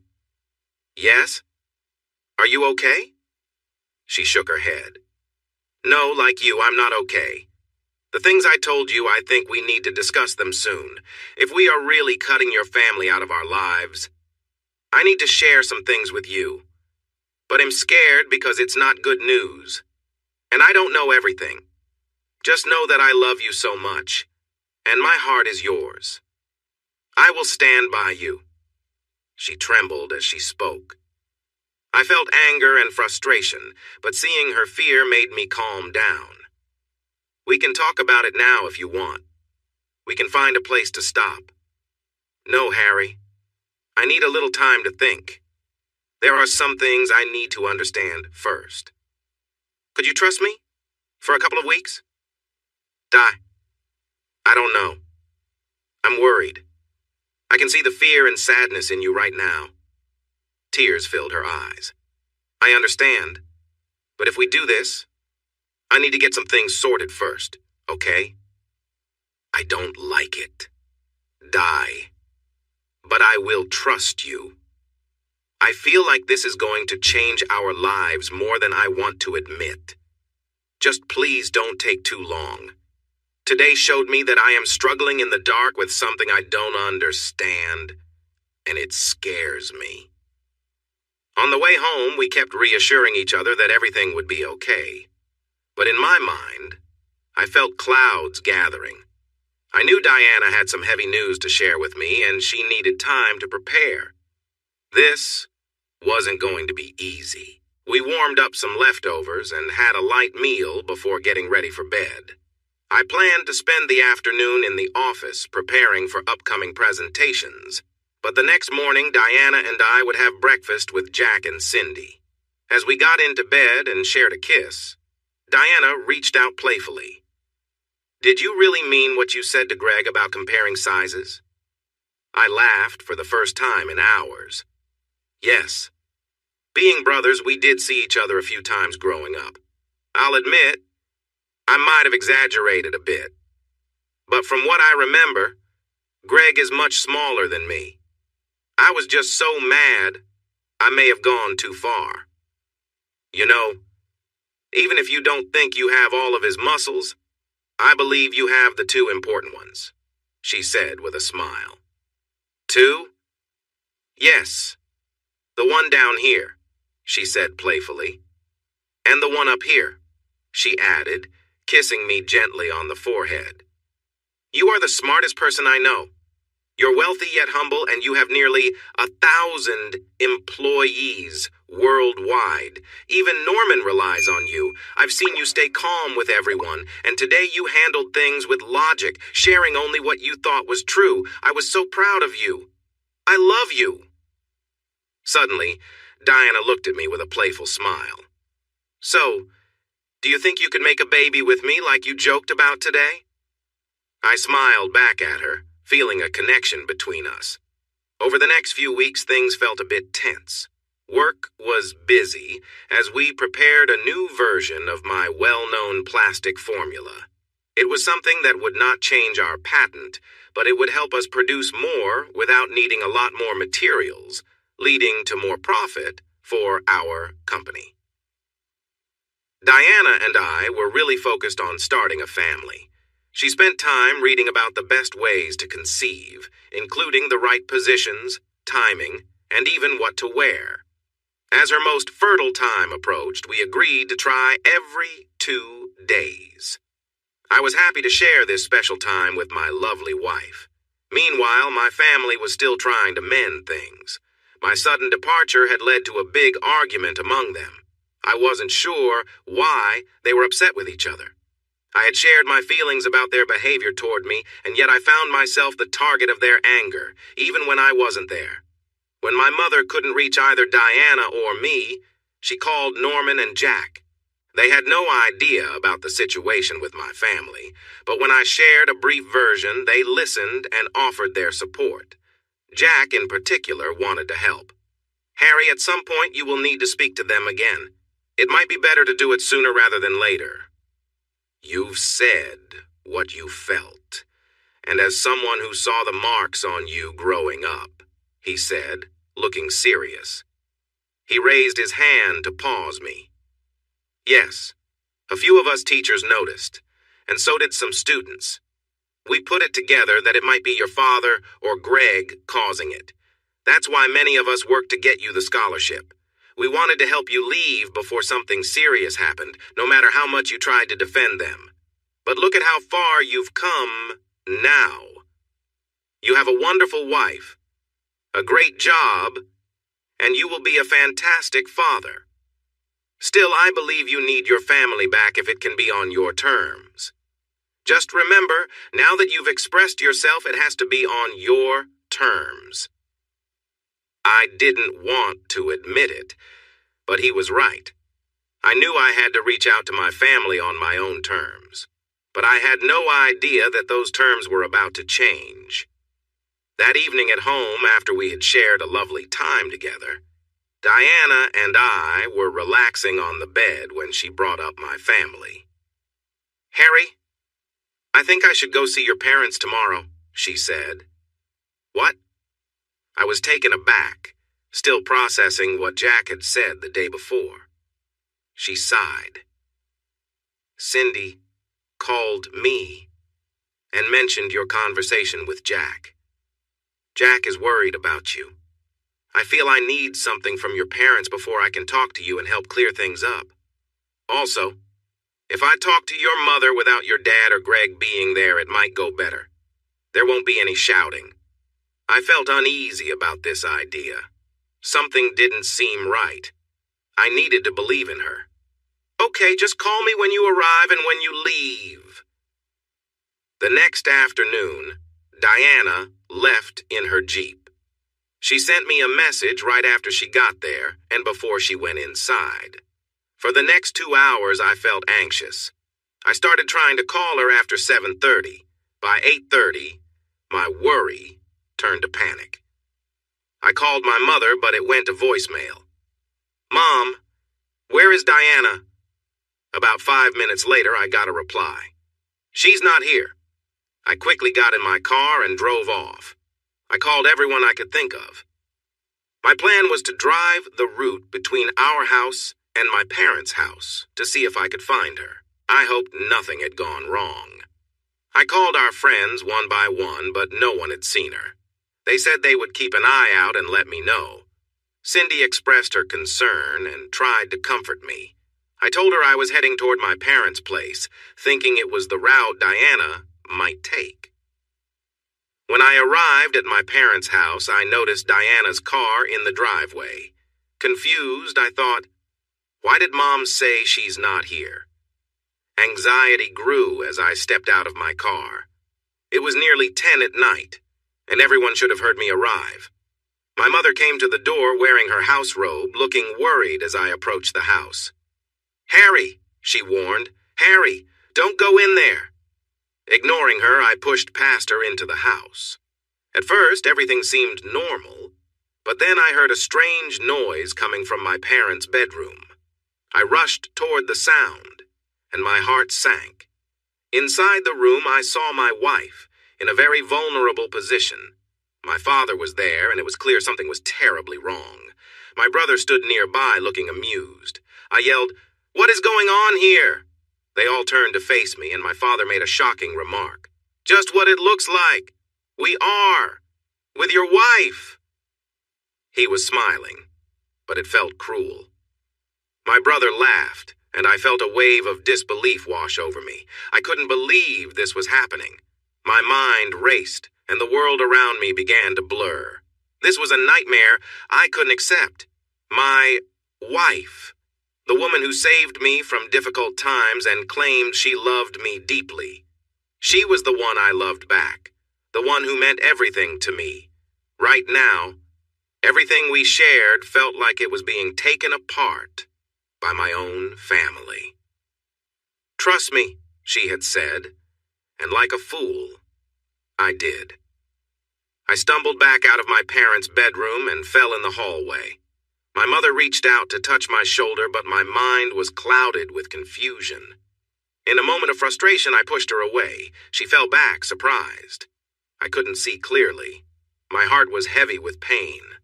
I could hear my sister laughing and making hurtful comments. Tears began to fall as I struggled to get up, feeling weak and lost. My throat felt tight, and my pulse raced. Back in the bedroom, I could hear my father making strange sounds. I stumbled towards the front door, grasping the table for support. "No!" I cried out, hearing more laughter from inside. My mother was starting to recover from the shove. She looked at me, saying, "Harry, it will." But I didn't stay to hear more. I dashed out the door, unable to bear the feeling of betrayal from Diana and my family. I ran to my car and somehow got it started. I drove away fast, tears still streaming down my face. I had no clue about what would happen next, but at the moment, it didn't matter. I felt like my life had ended, all because of the person who said she would be there for me. When I noticed the sirens behind me, I was on autopilot, speeding over the limit without a care. I made sharp turns, feeling my anger boil inside me. I switched my car to a sportier setting, making it harder for the police to keep up. I knew they would recognize my car and trace me back to my home, but I didn't care. They didn't understand the betrayal I felt. If I was going down, I wanted it to be memorable. But then a thought struck me. What about my wife? My family? If I died, they would come out on top. As the police followed close behind, I wondered how long it would take for them to catch me. I quickly dialed my friend, Jack. "Hey, Harry. How's it going? Did you find Diana?" he asked. I took a deep breath to hold back more tears. "No time to explain. I need you to help me at the police station right away. Call Norman and make sure my lawyer is ready." "Jack, if you're my friend, and right now, you and Norman might be my only real friends, please. Just help me. I don't know how much longer I can hold it together." "Harry, what's happening? Are you okay?" "Not now. I need you to call Norman and come get me." I hung up, feeling like I was barely keeping it together. Then came the hard part. I drove myself to the nearest police station a few kilometers from home and turned myself in. I actually beat 4 squad cars there by about 4 minutes and was already explaining things to the officer at the front desk when they all arrived in a rush. "Harry, what's going on, man?" It was Tim Redwick, an officer I knew from school. He was a year ahead of me, and over time we'd gotten to know each other, especially since we both loved Mustangs. He knew my car well, and I could tell he was worried. "I thought someone stole your car." He took one look at me, saw my distressed state, and immediately asked, "Is Diana okay?" The mention of Diana hit me hard. I collapsed to the floor, breaking down in tears, overcome by the weight of everything. The adrenaline had worn off, and I felt completely drained. Seeing this, they realized I posed no threat. My keys were on the desk, and I was clearly not in any state to cause trouble. I was incoherent, barely aware of what was happening around me. After a while, someone helped me up from the floor and guided me to a seat. I was given tissues and water, but I just sat there, lost in anguish. I don't know how much time passed before I began to focus on my surroundings again, catching bits of conversations nearby. "I've checked the area, and there's no report that matches Diana's description," Tim was saying to someone. "Harry told me she went to his parents' house last night to get some important information from them," said Jack. "He called me around 9:30, looking for her, and then again close to midnight, asking me to bring Norman here because he was in trouble." "What kind of trouble is he in, Tim?" "I don't know, Jack," Tim replied. "Earlier, Harry led several squad cars, including mine, on a wild chase. He's clearly going through something serious, but no one got hurt, and he came straight here. Something's really wrong." "Has he mentioned Diana at all?" Norman asked. I couldn't hold back. "Diana, no," I groaned, feeling the pain all over again. Suddenly I felt someone's arms around me. It was Cindy. "Shh, Harry, it's okay. We're here. What's going on? Where's Diana?" I broke down again, words slipping out between sobs. "Di betrayed parents," I muttered before the overwhelming pain took over, and eventually I drifted into a restless sleep. When I awoke with a start, I was lying on a couch with a blanket over me and a pillow beneath my head. I realized I'd been dreaming. The sense of loss and confusion was still heavy on me, and I tried to pull myself together, wondering what to do next. My sister was sitting close to Diana when Joan got up. Everyone turned to me with smiles. Then I heard my mother's voice from my wife's lips say, "You're just feeling nervous. Don't worry, this will all be okay." I wanted to shout, but I held it in. I found myself in a lounge. Norman and June were at a table, and Tim was there too. Jack and Cindy, who I thought were around before, were now missing. My quick movement caught their eye, and June was immediately by me. Her calming words helped ease my worry. "It's all right, Harry. You're okay. You're still at the police station. It's mid-morning, and everything will be fine." She gently rubbed my back and sat down beside me, repeating that it would be okay. I often wondered what it felt like to have a mother's love. At that moment, June felt more like a mother to me than mine ever had. "Where are Jack and Cindy? I thought they were here earlier." Tim, Norman, and June exchanged glances. "I'm not sure if you're ready for this, Harry," Norman said. I held my breath. My heart began to race and my chest felt tight. "Diana?" They nodded. "I guess I need to know eventually," I said, getting ready for what was next. "They are at the hospital with Diana." "The hospital? Wait, hospital?" Even though I was hurting and felt like everything was falling apart, and the people had let me down, I still cared about her. Was she hurt? Did something happen that harmed her? Norman continued. "Harry, we've been talking for the last few hours, and we think we have an idea of what happened to you last night. I can understand why you feel betrayed. We believe that what you witnessed really overwhelmed you.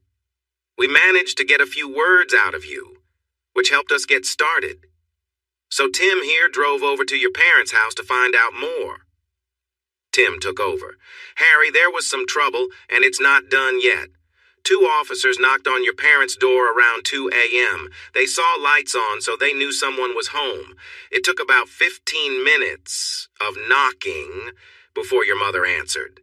They didn't have a reason to enter without a warrant. But your report gave them enough to question everyone in the house. It took another 20 minutes talking to your mother before your father came out to tell them to leave. He insisted everything was fine, that it was just family at the house, and there hadn't been any issues except for your earlier argument with your wife. Tim looked at me carefully. Harry, this is hard to hear. How are you holding up so far? I clenched my fists, taking a deep breath. That's not what happened, but I sense there's more. Ill-manage. Tim nodded and continued. Norman and June were also listening closely, concerned, but still unaware of the full details. He explained that Diana had been taken to the hospital where she was being looked after. When officers visited my parents' home, my father told them that I had been thrown out for disrespecting the family, and that Diana was staying with them to be looked after due to my supposed temper. Tim's face grew more serious as he continued, recounting a disturbing discovery.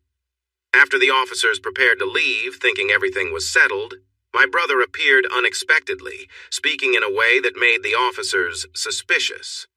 When they realized something was very wrong, they quickly acted. Norman, June, and I gasped at the same time, standing in shock. Harry, Tim said gently, Diana was found in a distressed state, and it was clear she needed help.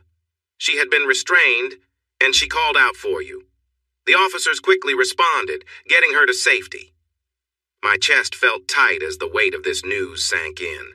I felt myself spiraling, barely able to process it. I was there. I was right there and didn't see it. June held me up as I felt my legs weaken. Harry, she whispered, don't give up. Diana needs you now. I steadied myself, determined to listen to the rest, no matter how painful. Tim, please continue. I need to hear all of it. Tim nodded, understanding the importance. It's hard for everyone, Harry. Just take it slow. He explained that when the officers realized what was happening, they moved quickly. They entered the room where they found Diana calling out for help. They secured the scene, ensuring everyone was safe, and made arrests. However, some family members had managed to escape during the confusion. Within minutes, more officers arrived, ensuring that Diana received immediate care and that all necessary actions were taken. Tim continued, Your father and brother fled after the officers tried to stop them. 2 officers were injured in the struggle and are now in the hospital, while your father and brother are still on the run. He took a breath and said, As for Diana, the officers untied her and covered her with a blanket until an ambulance arrived. She's been asking for you, Harry. Even in her sleep, she's been worried about you. Hearing that, I couldn't stay still. I need to see her. I need to go to her now. Tim held up a hand gently. Harry, I know you want to be with her, and you will. But before that, I need your statement. And there's some paperwork we have to finish. Diana is safe in the hospital right now, so we can go through this calmly. June, standing nearby, spoke up. How soon can we get him to her? Soon, Tim reassured her. Harry, let's go over what happened. It will help us understand things better, and then you can be on your way. For the next hour, I recounted everything. Norman and June were there, listening as I described how Diana had gone to speak with my parents after a recent argument we'd had with them. She wanted to address some difficult issues about my family. Then I explained my panic upon receiving a message saying she wasn't where she was supposed to be. I rushed to my parents' house, not sure what I'd find, only to walk in on a scene I couldn't fully process at the time. I described how, in my shock and pain, I thought Diana was there willingly and fled the house, overwhelmed and heartbroken. I drove aimlessly, consumed by confusion, until I realized police cars were following me. Finally, I brought myself to turn in at the station, calling Jack for help and asking him to bring Norman and a lawyer. Tim took notes, asking a few clarifying questions. One detail stuck with him, though. "Harry, back in school, there were some signs you often wore clothes that didn't fit, and there were times you looked like you'd been hurt. We all heard rumors, but we didn't know what to believe. Now, medical staff have found signs of injury on Diana, marks that suggest she was hurt. Does this connect with anything from your past?" I could feel my anger simmering. My family had harmed Diana in ways I'd only just started to understand. I explained as calmly as I could about the difficult history with Greg and how, growing up, I was never treated as an equal in my own family. Tim listened carefully, and as I spoke, I felt a new sense of determination to stand by Diana, knowing we'd face what was to come together. I shared how my accomplishments were downplayed. It took about 10 more minutes for Tim to feel satisfied, and he asked us to wait while he filed his report. After about 20 minutes, Tim returned. "Okay, everyone, there are a few important updates. First, the speeding and evading police charges have been dropped. Instead, you will take a defensive driving test. I also spoke to the station commander, and you can participate in some upcoming police charity events. This was the biggest legal hurdle for you, so you are now free." Before I could respond, he added, "I will arrange for a car to take you to the hospital. I don't think you are in a good state to drive." Turning to Norman and June, he said, "We can take you too, if you'd like. But there's one more thing." We looked at Tim in surprise. "Your mother and sister are here," he said, allowing the news to settle. "Your mother wants to see you." I quickly replied, "I don't care. I need to see Diana." Tim nodded and helped us with the details. He drove me directly to the hospital in his police car, while Norman and June took my car home to get clothes for Diana and me. They planned to meet us at the hospital. Once we arrived, I was taken straight to the private room where Diana was being treated. After leaving the emergency room and confirming her condition, I saw she was receiving excellent care. She was connected to several machines and was resting fitfully. As I entered the room, I went straight to her bed, kissed her forehead, and held her hand. I wasn't sure if she knew I was there, but she seemed to calm down immediately. Jack and Cindy came in moments later. Without letting go of Diana's hand, we embraced and cried together. The following days felt like a roller coaster of emotions. Many people visited: Norman, June, Jack, Cindy, Tim, and some co-workers who knew both Diana and me. News had spread about our situation, and many in the community were supporting us. We received cards and flowers from many different people, most of whom I didn't even know. That first night, I stayed in a chair next to Diana. I think it was around 2 a.m. when I felt a hand touch my head. I looked up to see her awake and looking at me. I hadn't let go of her hand since I arrived. "I'm so sorry," was the first thing I said. "Please tell me you love me," she said, her eyes searching mine. "I love you so much. I can't believe that." "Shh," she said gently, using her weak hand to pull me closer. I kissed her softly. Trying not to disturb the equipment around her, I climbed onto the bed and wrapped my arms around my beautiful wife, who had endured so much. The next day, the hospital staff arranged for a special double bed so I could stay beside Diana while she recovered. She was on an IV drip with pain relief and other medications to help her heal, and we were both told we'd be in the hospital for a few days. Later in the afternoon, Tim and another officer, Karen, visited along with Norman, June, Jack, Cindy, and Paul, my lawyer. Diana wanted me and Paul to stay with her as she gave her statement. What she shared was deeply troubling. Diana explained that she had gone to my parents' house with good intentions, hoping to ease the tension between us. She also needed some important documents, including my original birth certificate. When she arrived, she was welcomed in and sat down to talk with my mother. They shared a cup of tea, which tasted a bit stronger than usual, but she didn't think much of it at the time. After that, her memory became hazy, and she found herself waking up later, disoriented and restrained. As she described the situation, it became clear that she had been put through a terrible ordeal. Tim and Karen listened intently, taking notes as Diana described what she could recall, recounting unsettling details of the incident. The officers and everyone present supported Diana as best as they could, offering reassurance and comfort. It was a hard moment for all of us, but Diana's courage in sharing her story gave us strength. We were all committed to ensuring that justice would be served and that Deanna's voice would be heard.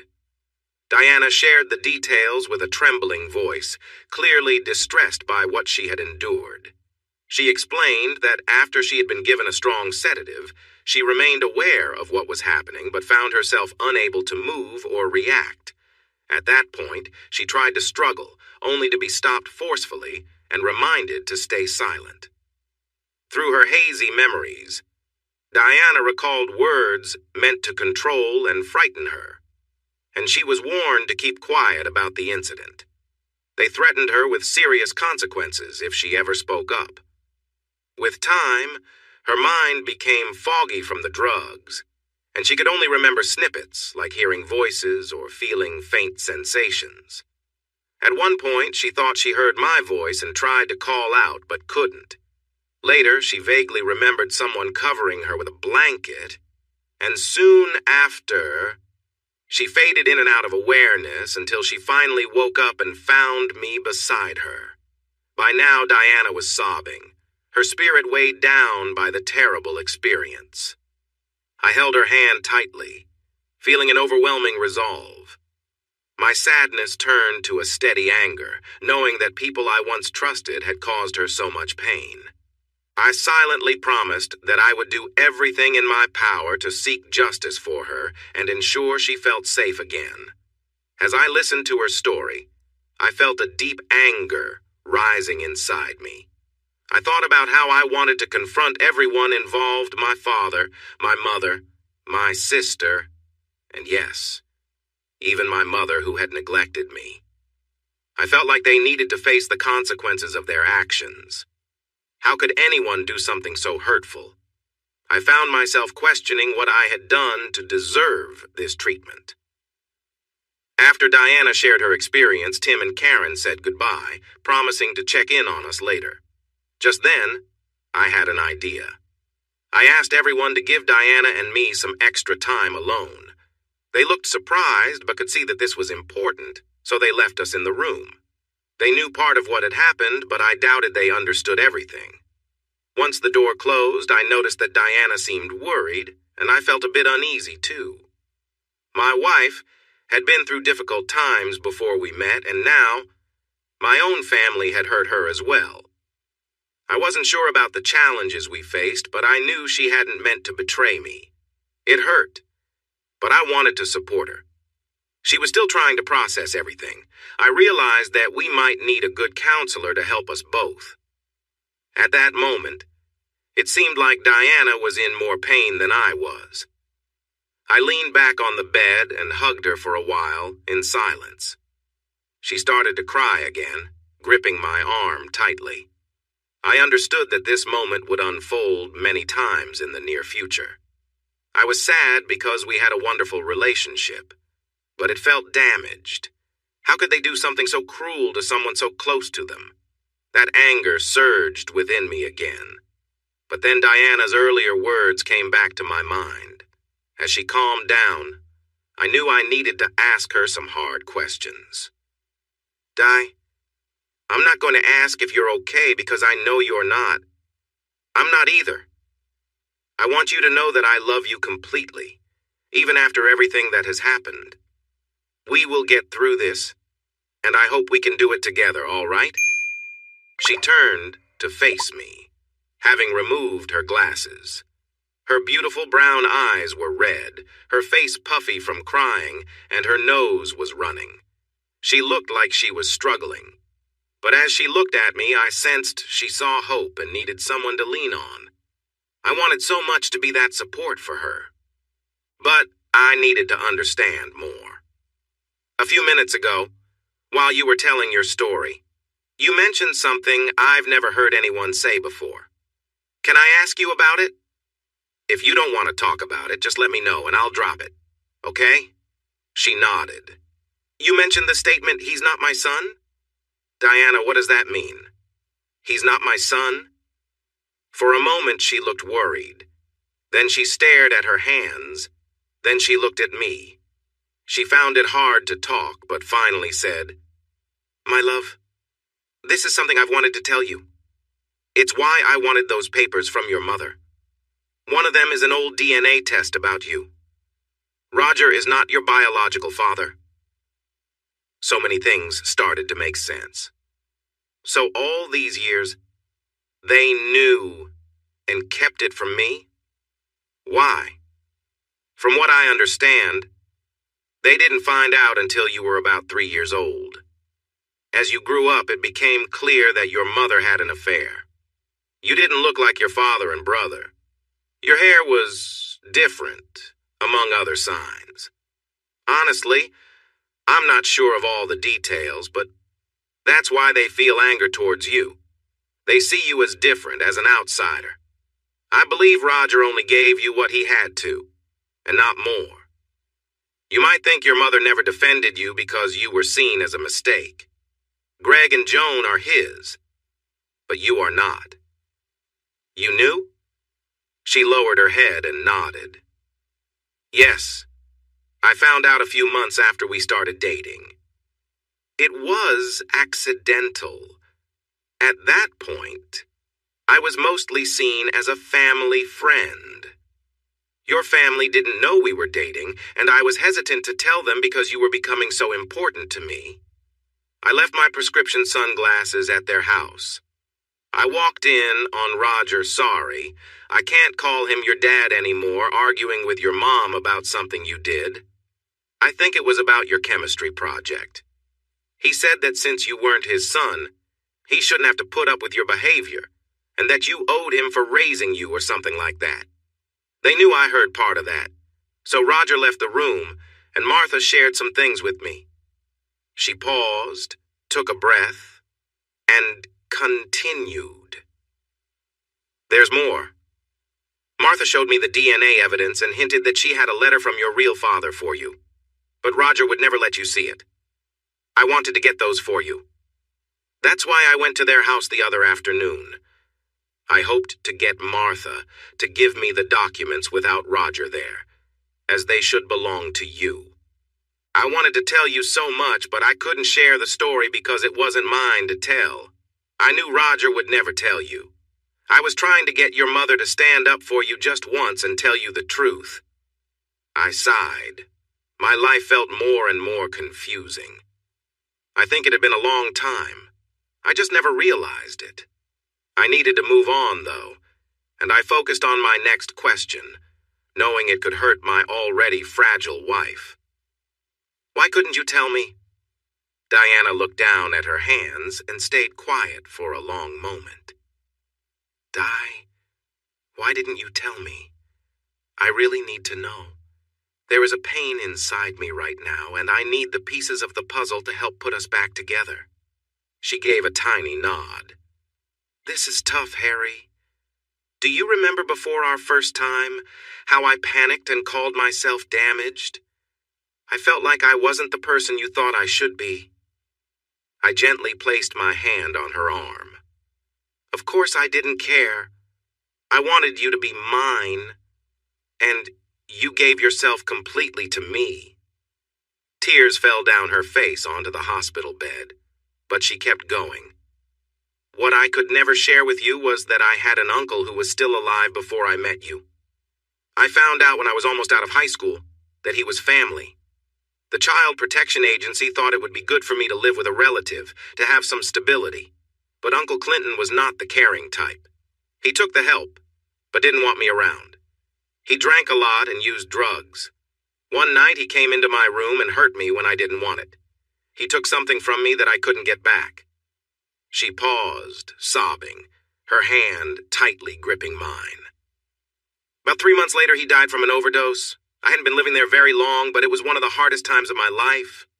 I was now 18, and he left me nothing in his will, so I was on my own with only a little money and a few clothes. I found a part-time admin job while I started college. It wasn't much, but it helped with some bills while I waited for the government student assistance. I ended up sharing a cheap apartment with a couple of girls, which is where I met Cindy. But the problem was the company where I worked. It was a construction company. I figured out which one it was. MJG Constructions, my former father's company. I had been there about 6 months when Roger, my boss, started inviting people from the office to his gatherings. I think he thought it made him look good as a boss. I nodded, remembering how we were always told to behave well when his group of friends came. After 6 months, there was one day when Roger came into the office and spent a lot of time talking to everyone but me. I was handling a lot of the office work, helping to schedule workers and arrange the trucks, that kind of thing. One day, after Roger came back from his meetings, he sat down next to me.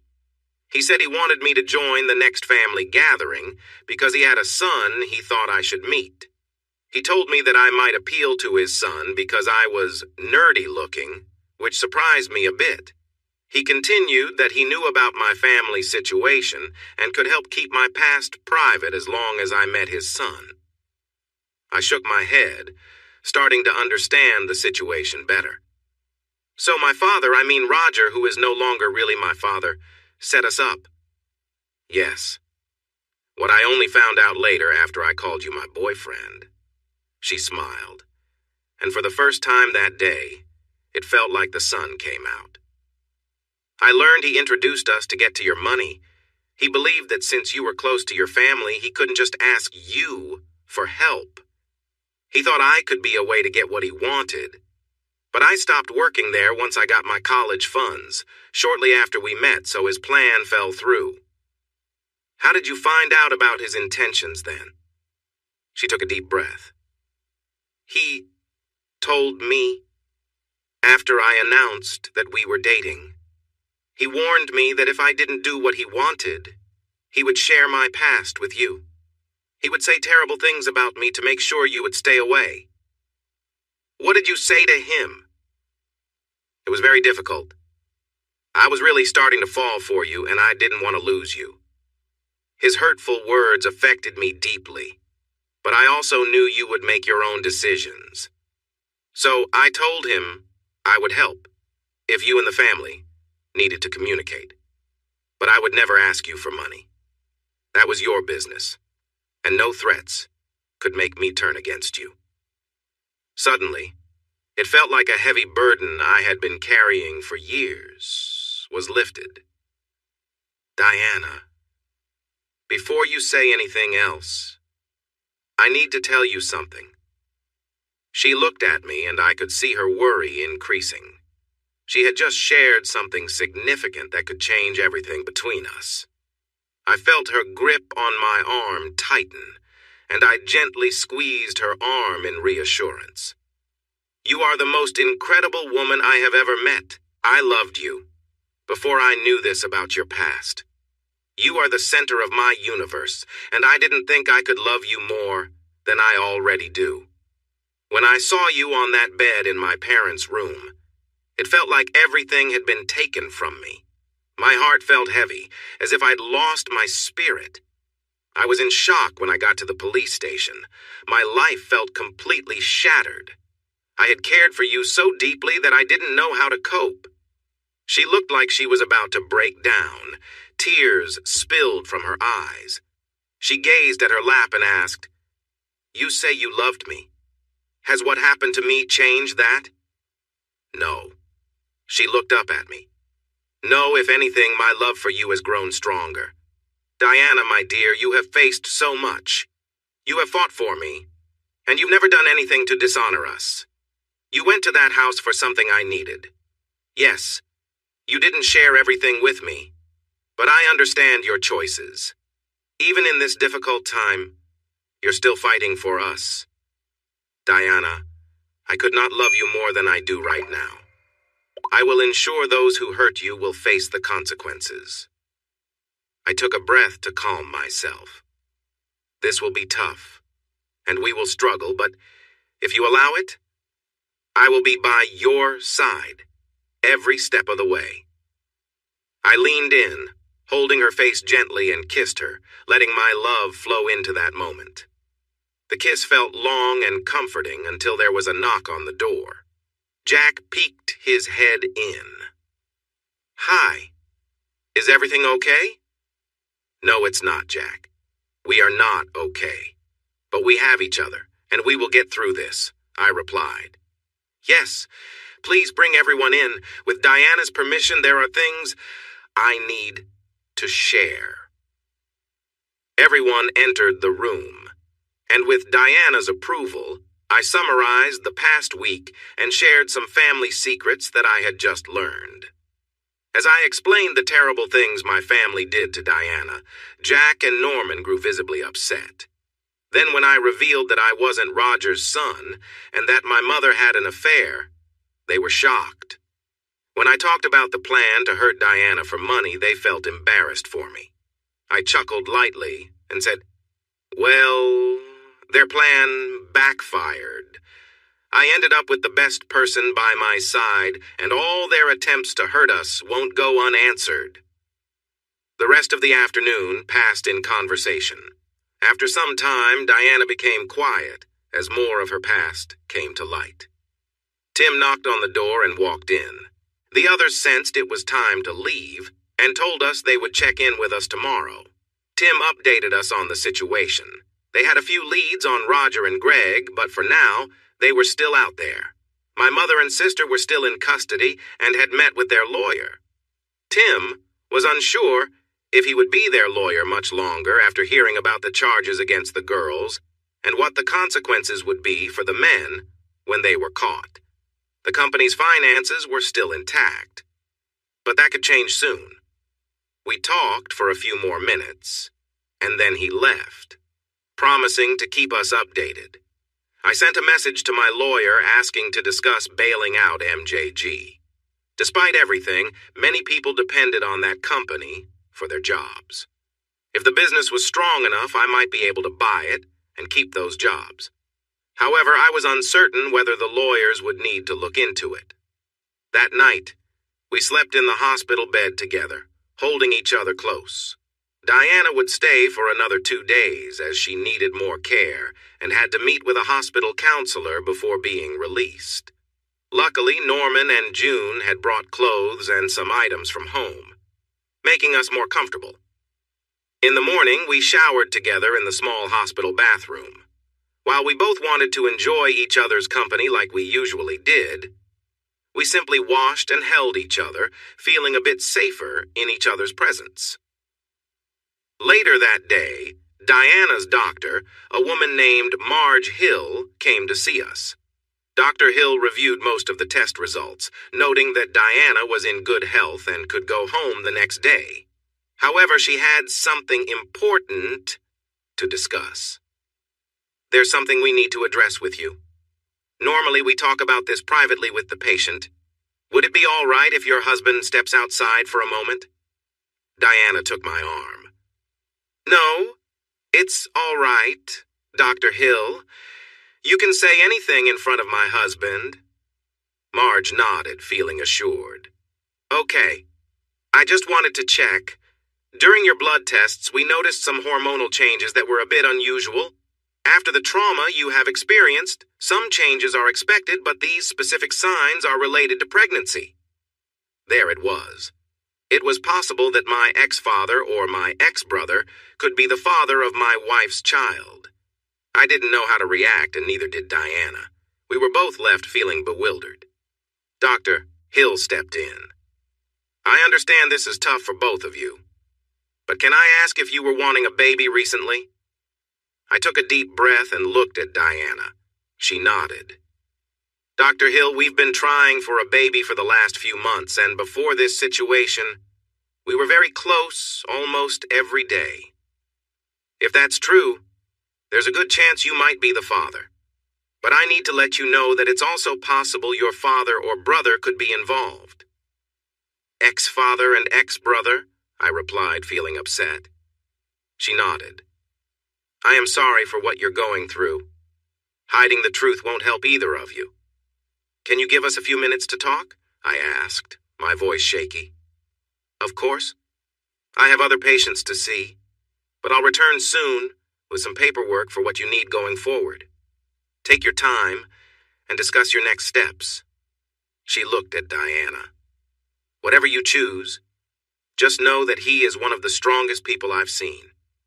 He has stayed by your side during this hard time when many would have walked away. I hope to find that kind of strength someday, too.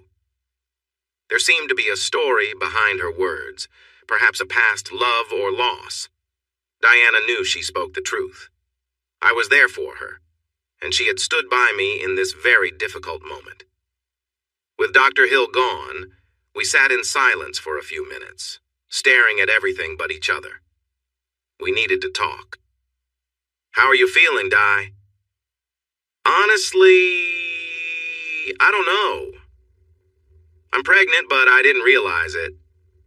I should feel excited since we've wanted this since our honeymoon, but with everything that's happened, I'm having a hard time feeling happy. What if the baby isn't yours? I don't know. I feel so angry and helpless. I wish I could have protected you. I keep thinking I let you down. And I'm scared that the baby might not be mine. I wish I could go back and stop you from going over there. I know. I don't remember everything. But I was frightened. The little I do remember was terrible. I wished you could have come to my rescue, and I regret not being able to call out to you when I needed you. And now, this. She looked down at her stomach, which showed no signs of pregnancy yet. What do we do, Di? Do we keep it? We had never discussed what we believed about such choices, and we weren't very religious. I don't know. I felt unsure. What if the baby is yours and we don't keep it? I had to admit. What if the baby isn't mine? Does this baby deserve to be loved by two people who wished for a child just because of something out of our control? Diana agreed with me. Harry, if we keep the baby and find out it belongs to someone else, how would you feel? She asked, shivering. I didn't know how to answer. Honestly, I'm not sure right now. I would feel angry at first. But we want a baby and you are pregnant. We don't know how long it could be before we have another chance or if we could even have another baby, if we didn't keep this one. We're struggling right now because this is all new and painful. I want to believe I could move past that to hold our baby. I don't think I could give up the chance to love our baby just because of how it came to be. Diana smiled sadly. You just said our baby, you know? I smiled back. I believe this is our choice. We'll still get a paternity test when we can, but, I said, placing my hand on her tummy, this will be our child. We discussed what it all meant. Although we both felt a bit uneasy, we wanted to try this. Besides, I wasn't a welcomed child. I was a mistake. Even if this baby isn't mine, I want to show love that I never received. We both agreed that it wouldn't be easy, but when Dr. Hill came back, we told her our decision, and I could see she was pleased. The next day, Diana was able to leave the hospital, and we went home together. For the first few days at home, Diana was always close by. She stayed nearby, and honestly, I was okay with that. I was working from home and planned to return to the lab in a few weeks. I wondered how Diana would manage without me. But I thought about asking Cindy or June to visit and help her. We also had a psychologist visit us each week to help with everything we were dealing with, both separately and together. We tried to be patient, though we felt more anger towards our family and ourselves than each other. When it was time for me to go back to the office, I didn't need to worry. The girls were happy to help, and Diana understood I couldn't stay away from work forever. The first day back was tough. When I arrived, everyone checked on me and asked about Diana. They didn't know everything that had happened, but they understood something bad had taken place in my family. My ex-mother and ex-sister were in jail, and the police were looking for my ex-father and ex-brother. Once I got home, Diana was right there by my side. She tried not to make it too obvious, but it was clear to everyone. In the following weeks, we settled into a routine. Diana would join me at work a few days when I didn't need to be in the lab. On other days, Cindy and June would come and spend time with her. About 6 weeks after what we now called the situation, Diana and I reaffirmed our wedding vows in a more intimate way. It wasn't a perfect moment, and we felt a bit shy at first, but we both felt a sense of connection. And afterward, we fell asleep, feeling happy. I worried that Diana might not want to be close to me after everything with Roger and Greg, but she wanted to reconnect with me. She also feared that I might have changed my feelings about her. I admit, I felt a bit uneasy at first, and it was one of the few times we didn't start with our usual closeness. However, we worked through it, and over the next few weeks, we fell back into our familiar rhythm. The only noticeable change was her growing belly. We went for a checkup when she was about 18 weeks along, and everything looked great. We learned we were having a girl, and I felt immense joy. Any worries about paternity faded away. Diana was visibly happy, and I think she felt relieved that I was so excited. We decorated the nursery next to our bedroom with soft pinks and purples and added beautiful decals for our daughter's future. I also decided it was time to address some family matters and reached out to Tim to arrange a visit with my mother and sister. I hadn't seen them since that difficult night. A few weeks earlier, I learned that Martha and Joan had been charged with multiple offenses and were set to go to court soon. They were in custody until the hearing. As for Roger and Greg, they were still missing. Initially, we heard they were across the border, but recent reports placed them closer to home. To be safe, we hired security guards for around-the-clock protection at our house and workplace. Diana and I each had personal panic buttons connected to GPS, so help could arrive quickly if needed. If we planned to go out, we informed our security team. Until Roger and Greg were apprehended, we felt nervous because of their past abusive actions. On a Saturday afternoon, we found ourselves in the visitors area of the local jail. Tim joined us and agreed to stay outside with Diana while I spoke with my mother first, and then my sister. The visitors' room looked much like what you might see in movies. Plain green walls, a metal table, and chairs attached to the floor. I noticed a video camera in one corner, but no one-way mirror was visible. The officer who brought me in mentioned that the room was monitored by video to ensure everyone's safety. About 5 minutes later, my mother was brought into the room. She wore brown coveralls and white shoes and had her hands restrained. They asked if I wanted her secured to the bench, but I said no. My mother seemed to have aged a lot in the past few months. Her hair was pulled back, but it looked unkempt. Her eyes appeared tired, and there were a few small scars on her lip. She sat down across from me, and the guard stepped out and closed the door.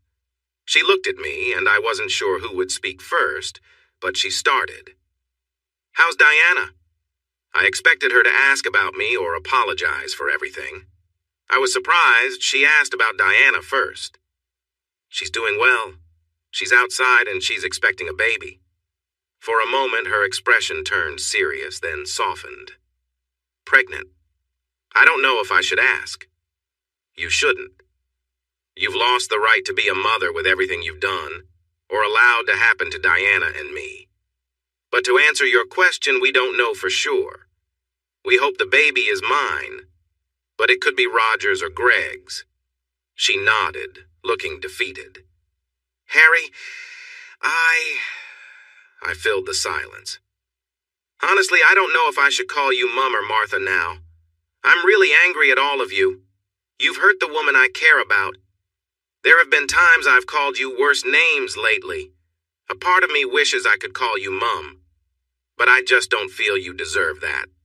She nodded again. Martha is fine. And I know you'll want to ask, but yes, we're keeping the baby no matter what. If the baby isn't mine, I will love it completely, unlike how your husband treated me. This child will know love. So Diana told you then? Yeah, the truth came out. How could you keep that from me, Mum? I mean, Martha. It seems everyone knew I wasn't Roger's son except me. How could you hide something like that for so long? I always thought I looked like your side of the family, but I was wrong, wasn't I? She looked down for a moment, wiping some tears from her face. I didn't feel sorry for her. I had tissues, but I wasn't giving them to her. She gazed back at me as if thinking about what to say, then began explaining. She stared at the wall as she spoke about my past. When I was a teenager, I had a boyfriend named George. He was a thin guy, quite bright. He made me laugh and shared tender moments with me. But not long after high school, George and his family moved away. We tried to keep in touch for a while, but we both knew it wouldn't last, so we decided to part ways. Back then, not many women went to university, so I looked for a job and ended up working in bookkeeping for a construction company. I wasn't the best bookkeeper, but I managed well enough. While working there, I caught the attention of one of the workers, Roger. George and Roger were very different in how they treated me. George was easygoing and gentle, while Roger was more assertive and persistent. I ended up dating Roger for almost 6 months before I found out I was going to have a baby. Roger's father insisted that we get married, so we did, and soon after, I had Greg. Not long after Greg was born, George returned to town.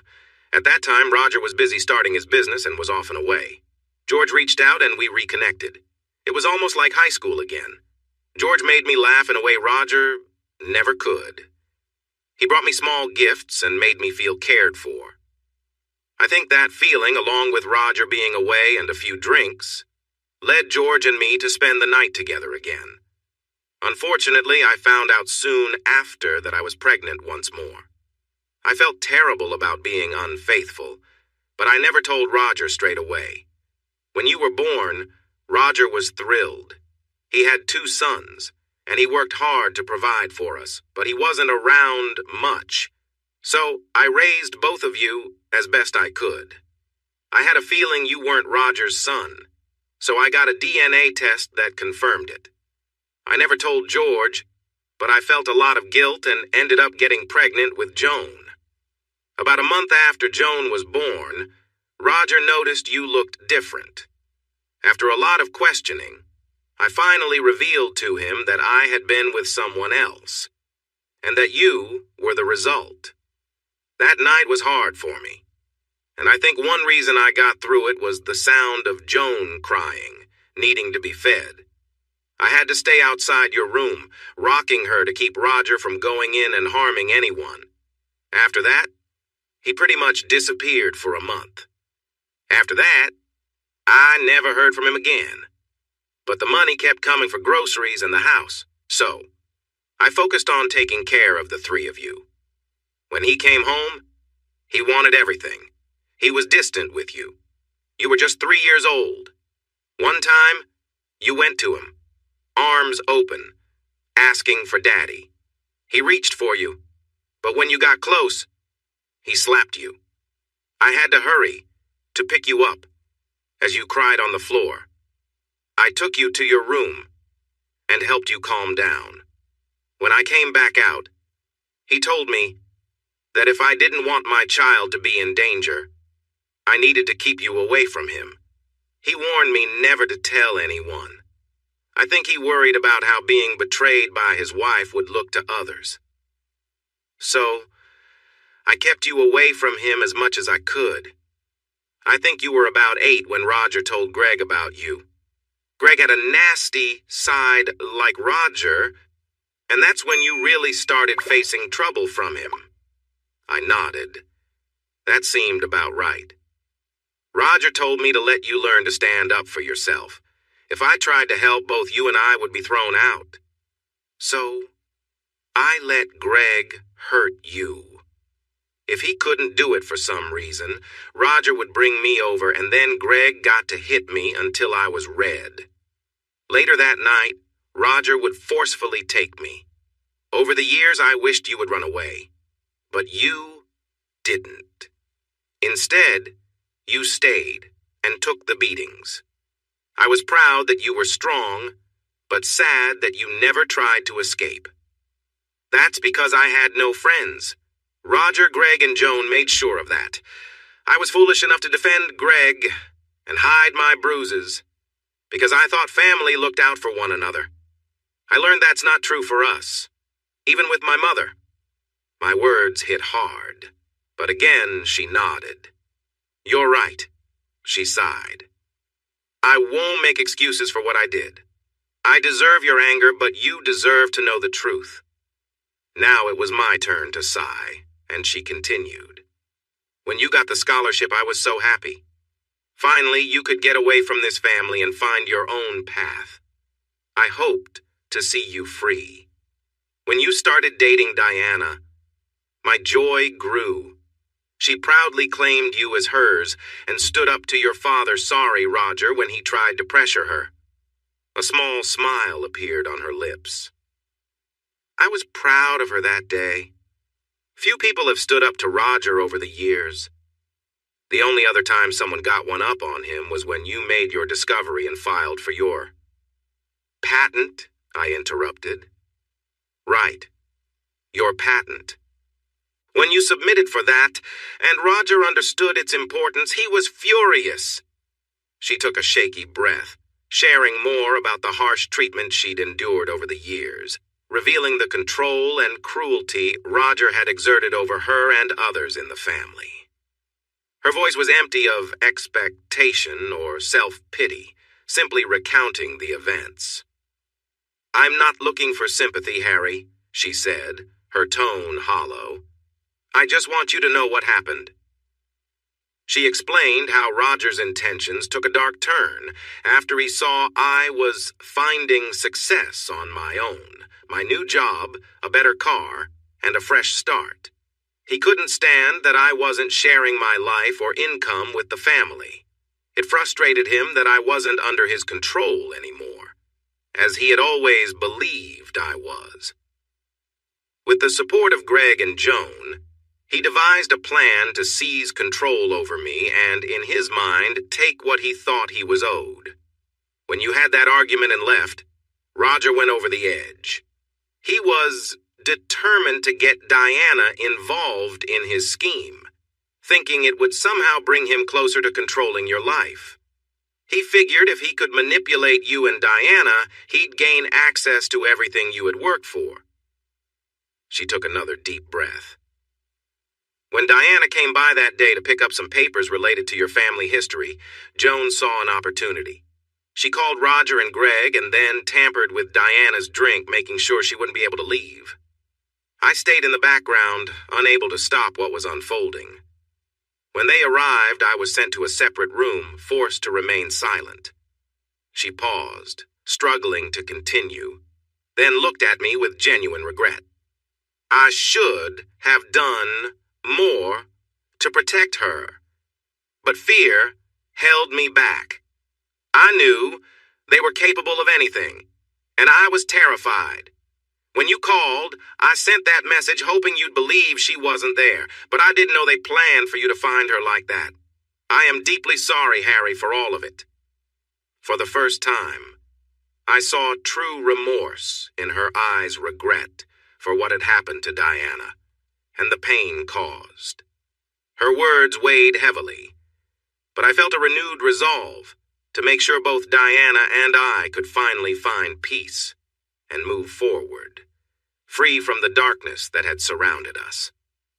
"I'm to blame for everything because I wasn't honest," she said quietly, not once looking at me. I noticed her brown prison uniform was stained darker with tears. "I think I can accept that," I replied. She continued, "I assume you know most of the story by now. With Diana still with you, there must be some things you figured out." "Yeah, but I still have a few questions. I will do my best to answer them." "Okay. Did Roger have a relationship with Joan?" "Yes, since she was old enough. Roger also made Greg hurt me and forced me to do things I would rather forget. Please don't ask me about those details. I would prefer to leave that part behind."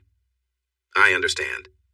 My next question is about the DNA report and the letter from my real father. Can I have those?"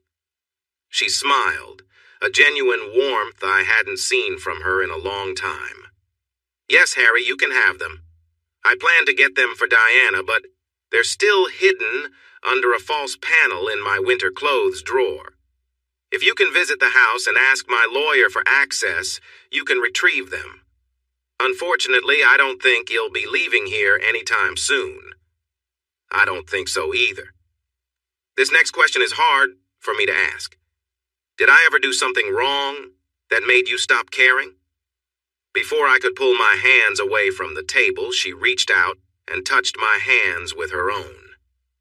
"No, Harry, you didn't do anything wrong. It was me who made mistakes. I thought by keeping my distance and taking the brunt of the abuse, I could protect you from the worst. I was wrong.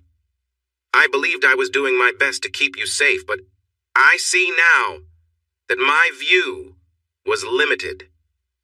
I love you, sweetie, and I know this might mean little to you now, but I really do. I am so proud of all you have achieved. You are far better than my husband. I may never get to say this again, but I love you, and I will always love you. I regret everything. You are my son, and I have made a mess of things. Still, if today has helped you find some understanding and closure, that is all I can hope for." With that, our conversation came to an end. She pulled her hands back, and we shared a prolonged look. Finally, she stood, walked to the door, and a guard came to open it. As she stepped through, she turned back to me. "One last thing, my dear. They may have called you a mistake, but you are not. You were born from the love between George and me. You are my greatest achievement, and if we never speak again, know that I will always be proud of the man you have become." With that, she left. I sat there for a few minutes, realizing that my mother had faced her own struggles, perhaps even worse than mine. It seemed she had endured a lot at home. My family was deeply troubled. It wasn't long before there was a knock on the door. "You ready for the next visitor?" the guard asked. "Yes. Bring her in." If my mother looked bad, Joan looked even worse, wearing the same coveralls. She sat down at the table and glared at me.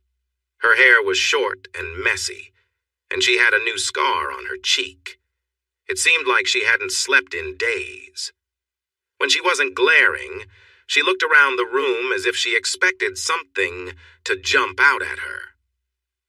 For someone who seemed to have had it all, this must have been a shocking change for her. After talking with my mother, I could see her perspective. But Joan, who was supposed to be my sister, was still a mystery to me. I didn't start the conversation.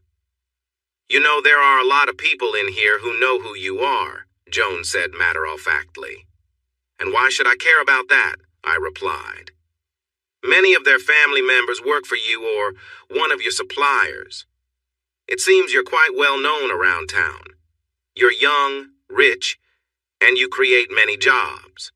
You also help charities, including those that assist people to get back on their feet. I'm aware of that, Joan.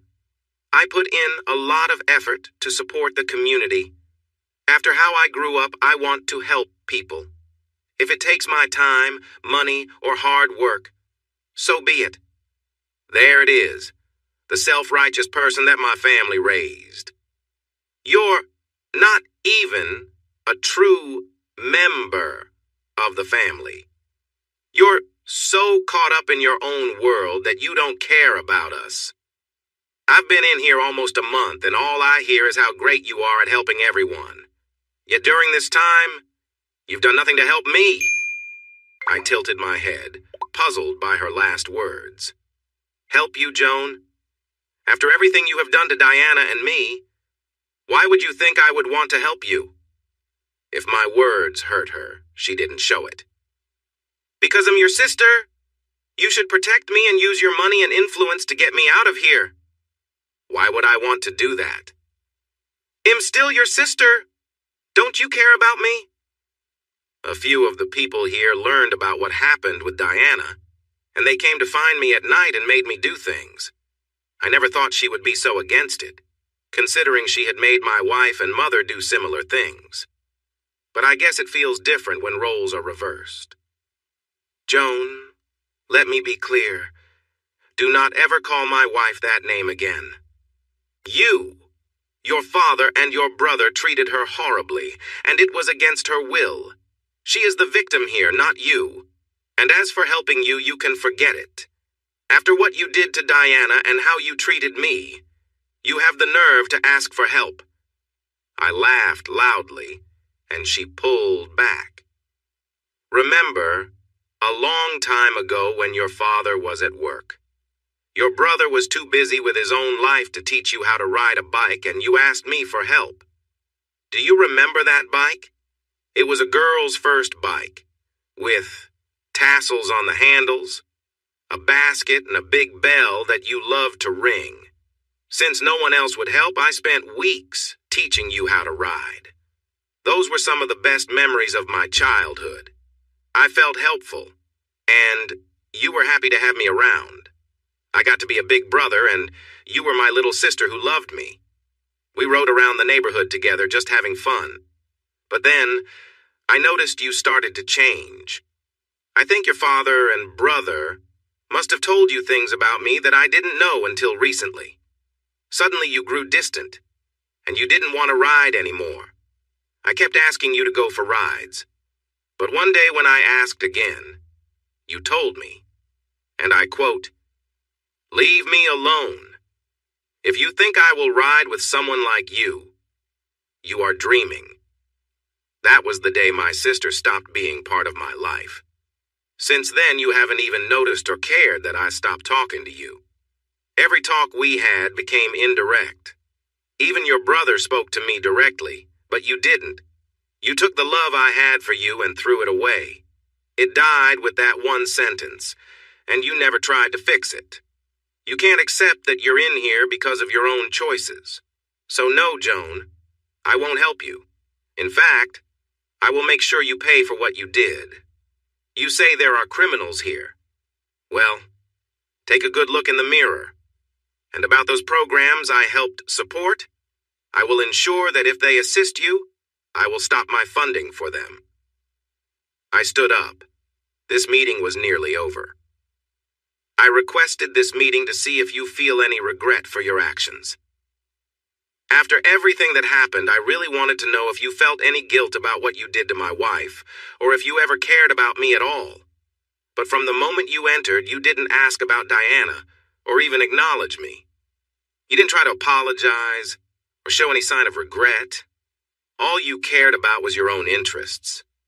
No, Joan, you are out of my life, and you need to get used to being here because, given all you have done, you will be here for quite a while. And as for money, You won't receive a penny from me. When I leave, I hope we never meet again." I took a small item from my pocket and placed it on the desk. It was a little figure of a bike, just like the one I taught her to ride. But I will leave you with this memory, a reminder of happier times when a brother and sister learned to ride together. I will mourn the sister I lost that day. I will always cherish the moments we spent on our bike. I'm sure you will remember me for a long time. Goodbye, Joan. I knocked on the door and the guard led me out. My last sight of Joan was her head down, the little bike figure resting on the table. In the reception area, Diana and Tim were sitting and quietly talking. They both stood as I approached. Diana hugged me, her very pregnant belly pressing against me. "How did it go?" Tim asked. In some ways, it went as I expected. In others, it was surprising. I think my mother truly regrets everything that happened. She didn't ask for help or shift blame. Instead, she took responsibility for everything. She also mentioned that she has faced hardships at the hands of Roger, Greg, and Joan more than Diana and I did. Diana gasped. What surprised me is that she asked about Diana first. I looked down at my pregnant wife and smiled. Joan, on the other hand, was different. She wanted me to free her but didn't try to make amends or ask anything. I think Roger has really influenced her thoughts about me, and I will make sure the charges against Joan stick. I pointed to the prison walls. In my opinion, she can stay here. We talked for a while, and I could tell Tim wanted to share something important. Guys, I received a report overnight that one of the trucks from Roger's company was stolen last night. Security footage shows two people that look a lot like Roger and Greg breaking in. We're being extra cautious, and our community watch is keeping an eye out. Please be careful over the next few days. We promised to stay alert, and both Diana and I made sure to have our safety devices on us. I also called our security company to increase patrols around our home and office just in case. It had been a tough afternoon. The conversations with my mother and Joan had worn me out, and with my pregnant wife, Diana, she also tired quickly. So we were relieved to head home. I looked forward to a simple dinner and some cozy time in front of the TV with Diana. We got to my Mustang, and I helped Diana into the car. As I did, I realized I needed a different car, something easier for getting kids in and out. While I loved my Mustang, it wasn't practical for a family. Maybe a Jeep or a Range Rover would work. But then I thought a four-door V8 might also be fun. Just as we were about to leave the parking lot, Diana began to ask questions. "Harry, are you really done with your mother and sister?" I paused to think. With Joan, no. I don't see any way to fix that. Things were said that I regret, especially to someone I used to see as a sister. But I can't take those words back either. As for my mother, I'm not sure. I felt like she was honest with me this time. And if she is telling the truth, she has been through more than we realize. A lot of what she said matches what you told me in the hospital. I snapped my fingers. Oh, she mentioned where I could find a DNA report and a letter from my real father. I felt a wave of sadness. She also said that my real father was the true love of her life. I don't know how much she really loved Roger, or if she felt stuck because of us kids. I have mixed feelings about Roger, so I can't judge that clearly. Part of me wants to forgive her. I think she cares but didn't see a way out. As we reached an intersection, traffic was light, and we were stopped at a red light, talking about our day. Feeling drained but hopeful about the future. Suddenly, a truck came charging toward us. Instead of going through the intersection as it should have, it swerved. In the fading light, its headlights were aimed right at my driver's side. I could see Greg behind the wheel, a wild grin on his face, with Roger next to him cheering. They say there are moments in life where everything seems to slow down, and you reflect before a big moment happens. I felt time slow down, but I didn't see my life flash before me, which was a relief. I had to think fast, or I might not make it. The way Greg was driving, it seemed like they were about to crash straight into my door, and I knew I had to react quickly. As it was, the impact from the truck could seriously hurt Diana, who was sitting next to me. Without thinking, I pressed the gas pedal hard, and the powerful engine of the Mustang roared to life. The car sped through the intersection quickly, but it wasn't enough. The truck had a lot of speed while I was starting from a halt. They hit the back of my car, and I shouted, "Hold on!" The sound of metal bending and plastic stretching filled the air. We spun out of control, the Mustang still trying to move forward but now sliding sideways. We spun once, twice, and almost a third time before coming to a stop. We looked at each other. "Are you okay? Did you get hurt?" I asked Diana. She shook her head. "I don't think I'm hurt. Are you okay?" "Yeah, I think so." I took out my emergency button, held it up to her, and pressed it. She did the same, and we both saw the small lights shining on each device, meaning they were activated. Hopefully, help would arrive soon. "It's Roger and Greg. They hit us." I looked around the car and saw that the truck had ended up right in front of us after the spin. We were almost facing the way we had come. Luckily, we hadn't spun far enough to tip over the traffic island. However, the truck crashed into the traffic light pole after bumping off my Mustang. I observed Roger and Greg as they seemed a bit dazed but were getting out of the truck. I wasn't sure if we should stay in the car, get out, or confront them. Staying inside seemed safer. The windows were still intact, which was surprising given the crash, although my window had a big crack. On the other hand, running away would be tough with Diana expecting a baby, and I couldn't hold my own in a fight against both of them. I thought it might be better to stall for time by talking to them. If I could keep them occupied, help might come. I decided that trying to delay them was the best choice. "Di, please trust me." I opened the door and stepped out, carefully walking around the car to avoid the debris. Pieces of my Mustang lay scattered on the ground, along with parts from the truck. I made my way to the passenger side of the car where Roger and Greg could see me, but I pretended I hadn't noticed who they were. I needed to act casually to buy us some time. I wanted them to think I was unaware that they were the ones who had hit us. I walked over to Diana's door and pulled it open, helping her stand up. Then I turned to face the two men in front of us and stopped. They stood relaxed, looking fine after the accident, but their faces were tired, their beards messy, and their clothes old and worn. It seemed like they had lost a lot of weight and muscle from their time doing construction work. There was a wildness in their eyes, like they were losing control, but what caught my attention was what they were holding. Both had a cheap-looking shotgun in their hands. I moved Diana and me so the car door could protect us a little.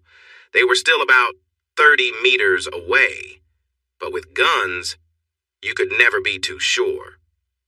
Well, look who it is," Greg said, pointing at my car. "It seems you've had an accident. Lucky for you, we came by."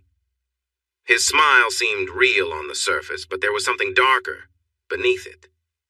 "Enough, Greg," Roger snapped back, then stared at me. They held their guns loosely for now. "You owe me, boy. You and your friend. You shouldn't have gone to the police. I told you to stay quiet. After everything I've done for you, treating you like family, you owe me." "I owe you nothing," I shot back, thinking it was better not to engage with them. "Nothing? How about all the years I took care of you? How I fed you, clothed you, let you live under my roof?" I stepped closer, ignoring the danger they posed with their guns, feeling my anger build. Since I had spoken up, I might as well keep going. I knew help was coming soon. How about the years of mistreatment?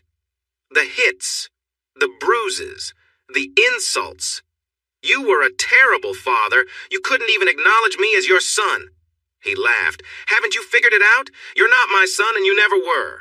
I let you live because of my kindness. My wife betrayed me while I worked hard for our family, then hid it until it was too late. You're a mistake, unwanted, like something stuck to my shoe that I can't get rid of. He waved the gun around, but didn't aim it at me. When he saw my reaction, or my lack of it, his expression changed. His eyes narrowed. Looks like someone filled you in, huh? Was it your mother or the woman standing next to you now? Like she's something special. Did she tell you she wasn't faithful to you? That she has a past? Diana started to speak up, but I couldn't help but laugh at the situation. Wow. Just wow. You are one of the saddest people I've ever known. Yes. Diana and I found out the truth. You're not my father. And yes, Diana has been through a lot, but she's stronger because of it, and I love her for that. But it was me who realized you never acted like a father.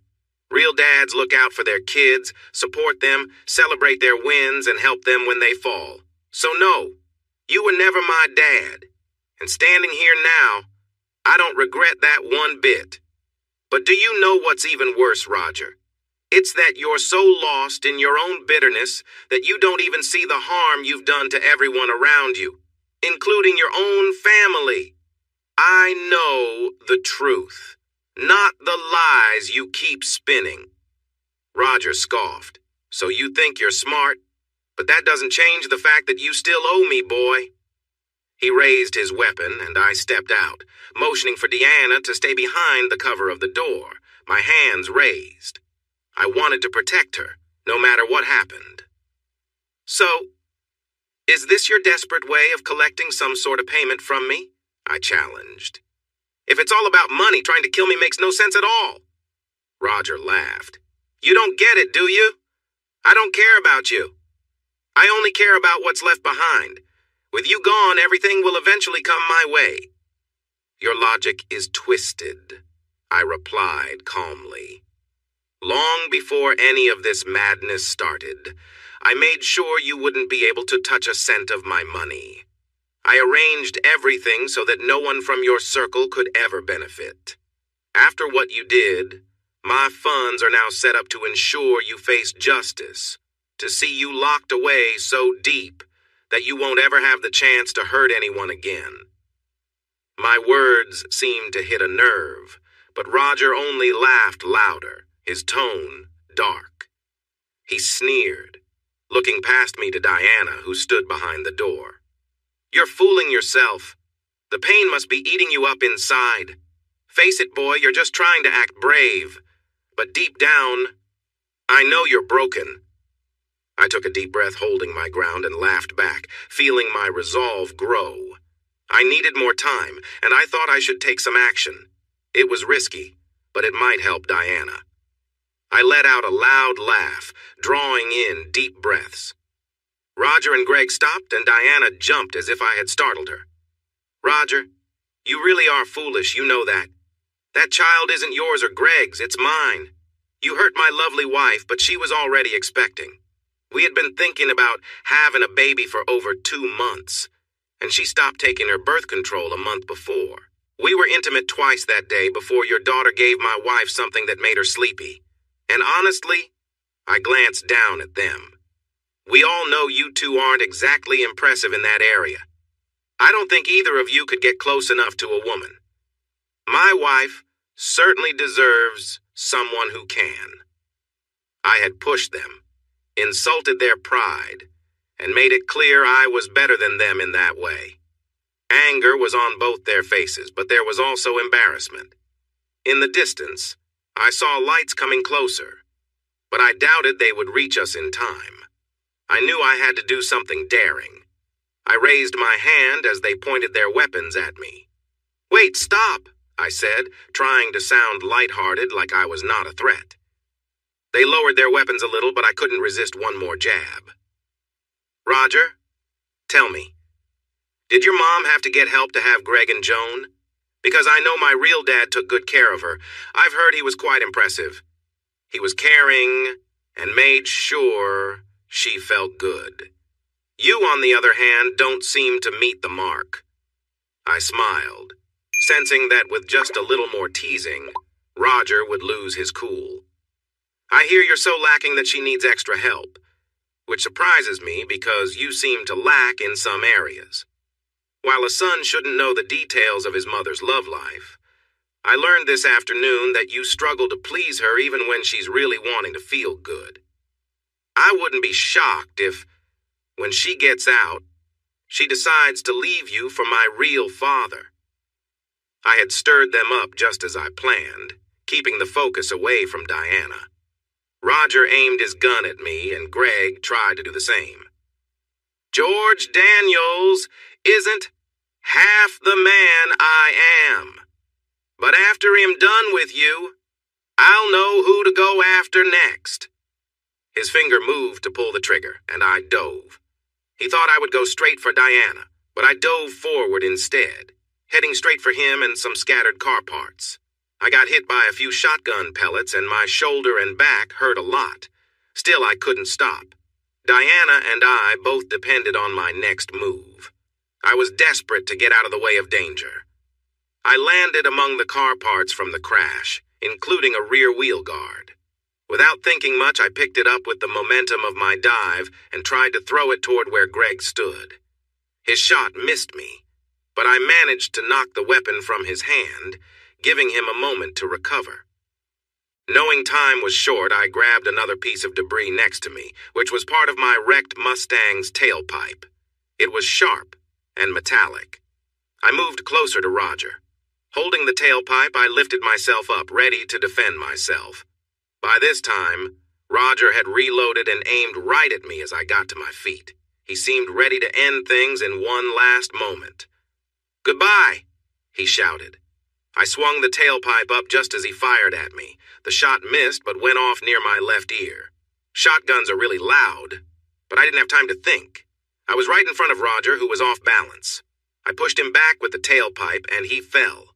I kept moving, bringing the sharp edge down to use it as a weapon. Roger had tried to ruin my life and hurt people I cared about, and I wanted to stop him. As I aimed down, I let all my pain and feelings of betrayal fuel my action. Roger saw what was coming. His shotgun was too far away, and even if he could reach it, it wouldn't help him. My anger gave me strength. Time seemed to slow, just like before the accident, and I felt that the end was near. But just as my makeshift spear got close to him, something hard hit me from the side. Greg had given up his weapon and charged at me, pushing me off course. As I rolled, I saw the lights of our help getting closer, but I still wasn't sure if they would reach us in time. I found myself facing two opponents, and I felt unsure if I would make it out alive. But at least Diana would be safe. I was starting to feel dizzy because of my shoulder and back injury. Greg was back on his feet after tackling me. He was stomping around angrily. "Big mistake! Let's go! I'll wipe the floor with you and be with your woman before you're even cold." I wasn't sure how I could get past this. Greg was much bigger than me, even if he had been running for a while. I had injuries, and blood was everywhere. My only advantage earlier had been surprise. Plus, Greg knew how to fight. Things did not look good for me. He waited for me to get up, likely eager to knock me down again and feel powerful. But luck, finally, turned in my favor. As I put my hand down, I felt a shotgun that Rogers had left behind. A spark of hope lit up as I stood up and loaded the next round, pointing the weapon at Greg.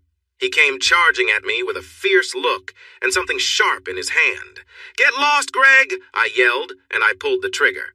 He was caught off guard as the shots hit him in the chest, and he fell to the ground. I moved to aim the gun at Rogers, only to see that he had passed out. It seemed my earlier action had hurt his arm. Blood was starting to collect on the ground around him. He looked like he was in shock. Well, that was his problem too. Cars were speeding toward us and they would arrive any moment. I hurried back to Diana and found her lying on her side, struggling to breathe, with blood around her. Her gaze was unfocused, and her breaths were getting weaker. Her back was covered in wounds from the shotgun pellets. It looked like she had been hurt during the fight. I wasn't sure how serious it was. There were many spots on her upper back, bleeding. Thankfully, it seemed that the car door had shielded her lower half, including the baby, but she was still hurt. I felt helpless. The energy was draining from me with every move. My shoulder was badly hurt, and like Diana, my back was bleeding in multiple places. I collapsed beside her, my last bit of strength gone. I think she felt my presence and knew it was me. I helped her rest her head in my lap. For a moment, she focused her eyes on me, and we lost ourselves in each other's gaze. No words were needed, and that moment felt like it lasted forever. As we looked into each other's faces, I felt a deep, unconditional love between us. She was my soulmate, and I was entirely hers. But I felt helpless. She lifted a bloody hand to touch my cheek softly, tears streaming down her face. "Harry, I love you," she said, then closed her eyes. My daughter arrived just a few hours after the chaos, when both Diana and I were hurt. The stress of everything caused her to be born early, and I missed the delivery because I was in surgery, under anesthesia, having pieces removed from my shoulder and back, and getting my shoulder fixed. I was in surgery for more than 12 hours and didn't wake up for over 2 days. I lost consciousness right before our security team reached us. The ambulance came quickly, and both Diana and I were taken for surgery. I later learned that Diana was in surgery for about 20 hours. Her labor lasted only 3 hours, and thankfully, everything went smoothly despite the trauma. After that, she was moved to have surgery to fix her back. During the incident, I didn't notice that Greg had managed to hit Diana while I was dealing with Roger. The shot struck her back as she tried to crouch down. Greg then came to confront me before I could reach his father. We nearly lost Diana 3 times in surgery. While her injuries weren't life-threatening, she lost a lot of blood during childbirth, which left her very weak. I was the first to wake up, both of us in separate beds in the same room we had been in before. 5 people were there with us, not including the doctors. Jack and Cindy were snoozing on the couch across the room. June was by Diana, who was asleep, while Norman sat on a chair between our beds, reading something. What surprised me was the person holding my hand in an orange jumpsuit. My mother was there. She was handcuffed to the bed and resting her head on my mattress, but her hand was holding mine tightly. I didn't know what to think, but I needed something first. I tried to speak. "Water," I whispered, but it came out more like a soft groan. Still, it got everyone's attention, and soon they gathered around me. Then, Dr. Hill walked in. Someone must have called her. "Harry, welcome back. Can you look into the light for me, please?" She checked a few things and was pleased to see I was waking up. They gave me a small cup of water and I took a sip. "Diana?" I managed to ask quietly. Dr. Hill gave me a small, reassuring smile. "She is in her bed to your right, still asleep, but we believe she will recover well after her successful delivery and surgery." Delivery? This time everyone smiled wider. "Harry, you're a dad to a tiny but beautiful baby girl. Congratulations. She is in the special care ward, and I think you will be able to visit her in a couple of days." After she left, everyone gathered around my bed. I saw looks of concern for me, happiness that Diana and I were okay, and some anger about what had happened. Eventually, after a few jokes about how I looked like I had been hit by a truck, we all laughed, and my mother spoke. "What happened, dear?" "A few hours after you left, I got a message saying you were in an accident." I told them how Roger and Greg had bumped into us with their truck after we left. They must have been waiting for us and chose the right moment to act. I explained how I had shot Greg when he rushed at me and how I had hit Roger when he missed me up close. I also told them how I found Diana by the car and then collapsed. I glanced over at Diana in her hospital bed. She was awake, staring at me with tears in her eyes. Jack quickly ran out to get Dr. Hill, who returned to check on Diana. No one interrupted him. Throughout it all, Diana's gaze stayed on me. When she learned our baby girl was born, tears streamed down her face. Her voice was faint, but she faintly remembered the delivery, although not the moment our baby was born or that she survived. "So, can anyone explain what happened after Diana and I passed out?" Norman spoke up. "I think I can. I arrived about 10 minutes after the first responders. I had been alerted that both you and Diana had pressed your emergency buttons, and a team was on the way. When I got there, both of you were being placed on stretchers. The scene was chaotic. The police finished their investigation this morning, and I believe Tim will want to talk to both of you at some point to confirm everything. From what I understand, the intersection is still closed. Once you were both stable in the ambulances, you were brought here for care. I stayed at the scene knowing you were in good hands. June, Jack, and Cindy came to be with you both and haven't left your sides. You probably know your Mustang is damaged beyond repair. There was also a lot of blood and debris everywhere. Once the news got out about the accident, the fight, and the involvement of guns, the media went wild. When they discovered it was local celebrity Harry Other, our city's youngest millionaire, they went into a frenzy. I have received media requests all day long. I've even had movie studios contact me. They want to buy the rights. Despite my injury, I laughed. Diana joined in, saying, "Who would want to buy the rights to my life? It hasn't been fun, but it's also sad." I wondered, "Norman, what happened to Roger and Greg?" Norman paused for a moment, then looked at Martha. My mom nodded. Greg died at the scene. The ambulance team tried to help him, but his injuries were too serious. The police have some ideas about what happened, and I believe you won't be charged since it seems like self-defense. Our legal team is already addressing it. There's a traffic camera that caught most of it. The video isn't great, but it matches what you just said, and I'm sure the police will want to hear your side. I nodded. I had disliked Greg deeply, and felt he deserved to feel pain for all the trouble he had caused me over the years. But it was strange to think that I had been involved in his death. Surprisingly, it was my mother who helped ease my mind. While I was in the hospital, handcuffed to my bed, there was a police officer outside my door. "Harry, please don't feel bad about that," she said. "It was bound to come down to you and him. While I am heartbroken to have lost a son, I believe he got what he deserved, and I also know that the son we all hurt is still alive.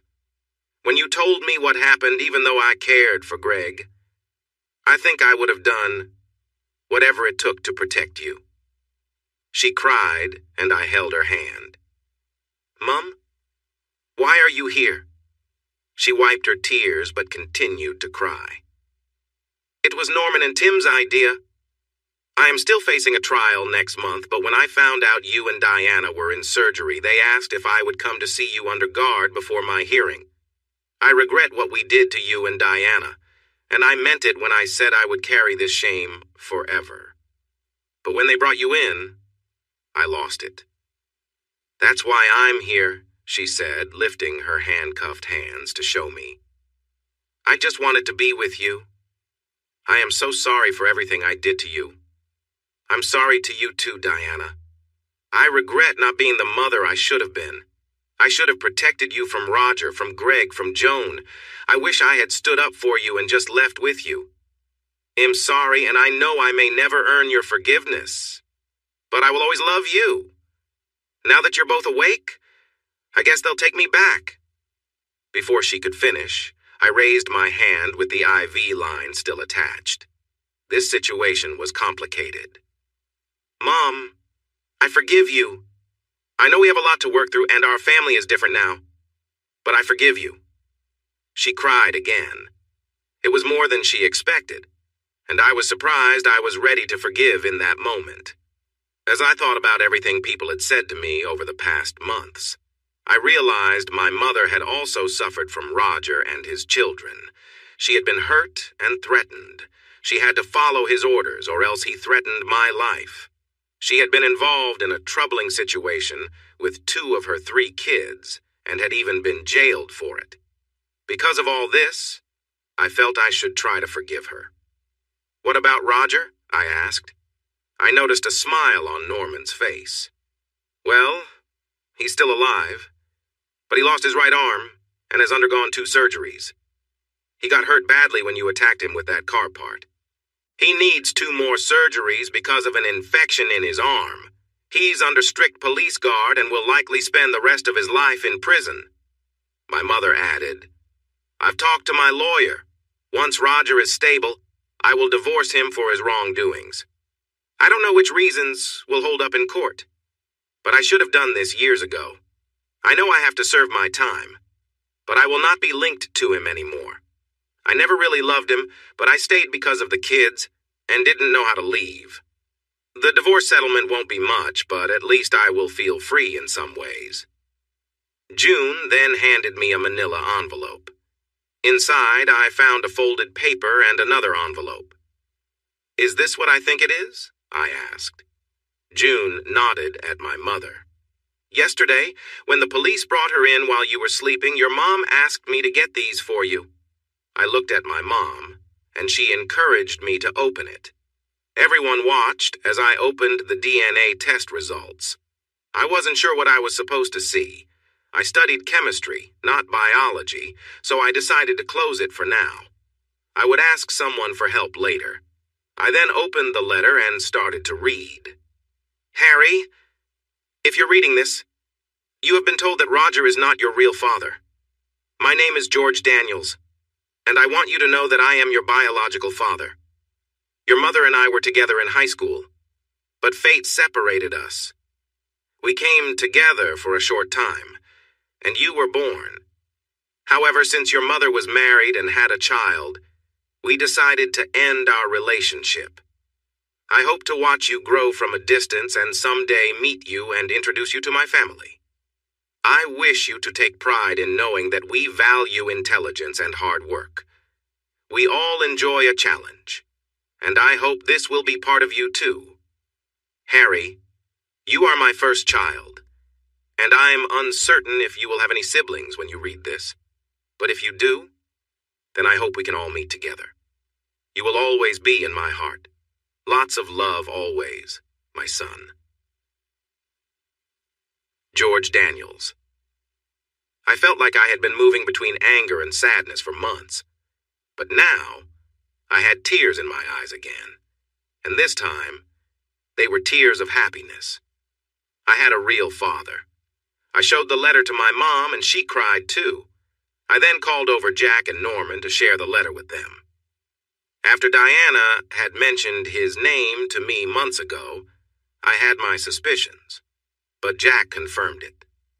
Harry George is my older brother. There's a big age gap, but that's his handwriting, so that means I'm your uncle, I finished. And Norman, that makes you my second cousin. I've thought of both of you as family ever since you helped me in high school. You were always there for me when I needed support. Wow.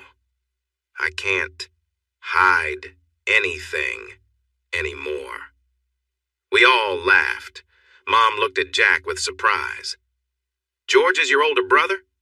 Jack nodded, and for a few minutes we listened to them share stories about the brother they knew. Soon after, Tim came in with another officer, and it was time for my mom to go back to prison.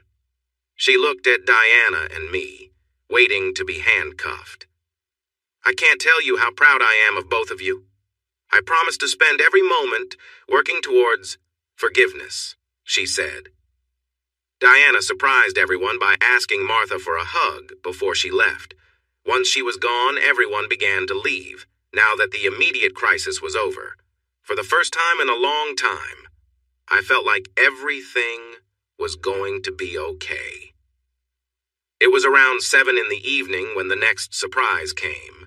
3 nurses and Dr. Hill wheeled in a special crib, and inside was our daughter.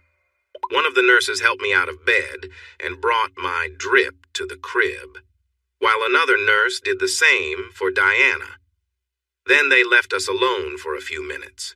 It was a bit hard to hug, but holding hands made me feel so much better. I could tell Diana felt the same way. "Charlotte," Diana said, watching our daughter sleep. It was the second name on our list. Beth was our favorite, but looking at our little girl with sensors attached to her and a tube for her breathing, it felt right to name her Charlotte. As we held hands, we knew she was ours, not just as parents, but by blood. We hadn't even been able to hold her yet, but I felt certain she was neither Roger's nor Greg's child. She was mine. The following month was tough. Diana and I had a lot of healing to do. There were many loose ends to tie up, and we had a little one to care for. Charlotte, whom we fondly called Charlie, spent up to 3 months in a special crib before her lungs grew strong enough for her to breathe on her own. It could take another 2 months before she could come home with us. Diana and I were filled with joy when Charlie was taken off the ventilator, and we held our little girl for the first time. To show our gratitude, Norman and I made a significant donation to the premature babies ward for all they had done. We also received DNA test results confirming what we already believed. I was Charlie's biological father. While we were recovering in the hospital, Jack brought his son, George, to meet us. Diana and I were amazed by how much George looked like me. We could also see the family resemblance between Jack and me. George seemed wise and calm. He told us he had followed my career quietly and didn't want to get involved before. He was a widower, having lost his wife 3 years earlier to cancer, but he had a son and a daughter. He promised to introduce us once we were home. His kids already knew about me, so there would be no surprises. I was a little nervous about meeting them since my last 2 siblings had made things difficult for me. However, when I did meet them, we quickly became good friends. My half-sister Megan joined Norman and me in public relations within a year and is now in charge of our public image. My half-brother George Jr. is an academic researcher who enjoys sharing a glass of wine while discussing various theories. The last thing that happened before our release was the court date for my family. Both Diana and I were helped by hospital staff, including Dr. Hill. Norman, Jack, George, and a couple of others joined us, and we had a security team nearby for safety. As we entered the courtroom, we sat in the back. One reason we were there was because we might be asked to provide evidence. My arm was in a sling and my back was itchy but healing. Diana also had some back pain, but was getting better. The 3 defendants were brought in one by one. Roger and Joan had public defenders, but I had hired a lawyer to support my mother. The judge struck his gavel and began the meeting. I appreciate everyone's presence today.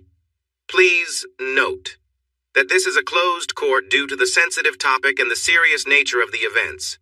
Each defendant has a separate lawyer and has asked to be tried individually. Does the prosecution agree? An older man with several aides stood up and spoke to the judge. We do, Your Honor. This was a criminal case, so it was the state against each defendant. Joan was the first to stand. She looked a bit better than I remembered, although she still seemed down. She wore a plain suit that looked like it came from a thrift store and no makeup.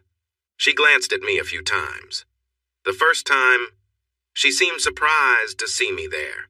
The second time, she looked angry, realizing I would not help her. The last glance came later when the judge read the verdict, and she stared at me, but I couldn't tell what she was feeling. The lawyers went through the list of charges, explaining them and how they affected both sides. Diana was called as a witness, but we already had a statement prepared by our legal team, which the judge accepted. "With all the evidence presented, how does the accused plead?" the judge asked. Joan's lawyer stood with her. "On behalf of my client, I plead not guilty." Noted. Next was my mother. Again, everything was discussed, including her relationship that led to my birth. Her lawyer mentioned the difficulties she faced from Roger, Greg, and Joan. However, my mother admitted her part in the situation related to my wife's assault. Several times she looked at us, but didn't say anything. "With all the evidence presented, how does the accused plead?" the judge asked. Mom and her lawyer stood up. "On behalf of my client, I have been instructed to plead guilty." Noted. Then it was my former father's turn. He looked quite worn down. The stump of his arm was wrapped in bandages, and he limped as he walked in. He wore prison clothes instead of a suit, and he glared at us before sitting down. Once again, the lawyers took turns speaking, but I could tell that his public defender seemed to be just going through the motions. The lawyer's face turned red when the charges were read. He had heard about assault before, but the more serious charges were unexpected. One surprising issue was that my mother expressed a desire to settle the divorce during this hearing. The reasoning was clear. They would never live together again, and it was likely they would both be in prison for a long time. So she wanted to get it done. After hearing the case against my mother, and then the evidence against Roger, the judge allowed it. There wasn't much defense presented. Several prepared statements were read, and things did not look good for my former father. Even when the reasons for the divorce were shared, they made Roger seem like a bad person. "With all the evidence given, how does the accused plead?" asked the judge. Roger and his lawyer stood up. "On behalf of my client, I have been told to plead not guilty." Noted. The court will now take a break until 3 this afternoon, when I will announce the decision and sentencing. He hit his gavel and left. George was waiting outside for us. Norman and George took us to a small cafe that looked like it had seen better times. Still, they told us they had the best toasted sandwiches and milkshakes. George had taken Norman and his nephew there for good lunches when they were younger. With our group, including staff from the hospital and security, the place was nearly full. But the sandwiches really were great. Finally, at 3, we all returned to the courtroom. The judge entered and called us to order. This case has clear villains and victims, but there are also hidden heroes and people who are often not appreciated. Today, we have heard the stories of many individuals related to the 3 accused here, and I must admit that I have struggled to find the right way to deliver justice and the right punishment for each of them. On one hand, we have a family that could be broken apart by a wife's unfaithfulness, and the effects of this may last a long time. On the other hand, the family's chosen reaction was harmful and hurtful, instead of simply separating like many families might in this situation. When considering the long-term mistreatment of others and threats to their safety, including children, this court cannot ignore the unacceptable actions of certain individuals. It is also noted that these actions led to the loss of at least one life. Each of the accused has asked to be tried and sentenced separately. Therefore, this has happened, and my decisions reflect that. I now ask the accused and their lawyers to stand. In the case of the state versus Joan Other, this court finds you guilty of all charges and sentences you to at least 12 years in prison. You will not be eligible for parole for at least 8 years. Because of your lack of regret for your actions, I will send a report to be reviewed by the parole board before considering your case for parole. In the case of the state versus Martha Other, this court finds you guilty of all charges, except for mental harm against Mrs. Diana Other and Mr. Harry Other. This court also acknowledges your plea of guilty and your acceptance of what you did. Additionally, I have a statement from your son, Mr. Harry Other, and your daughter-in-law, Mrs. Deanna Other, supporting your good character once everything became known. Lastly, the court recognizes the mistreatment you endured in the household. This court decides that Mrs. Martha Other will serve 5 years in prison with a chance for early release in 1 year. In the case of the state against Roger Other, this court finds you guilty of all charges and sentences you to life in prison. The court will not allow for parole due to the serious nature of your actions against multiple individuals, including your wife, Mr. Harry Other, and even your late son.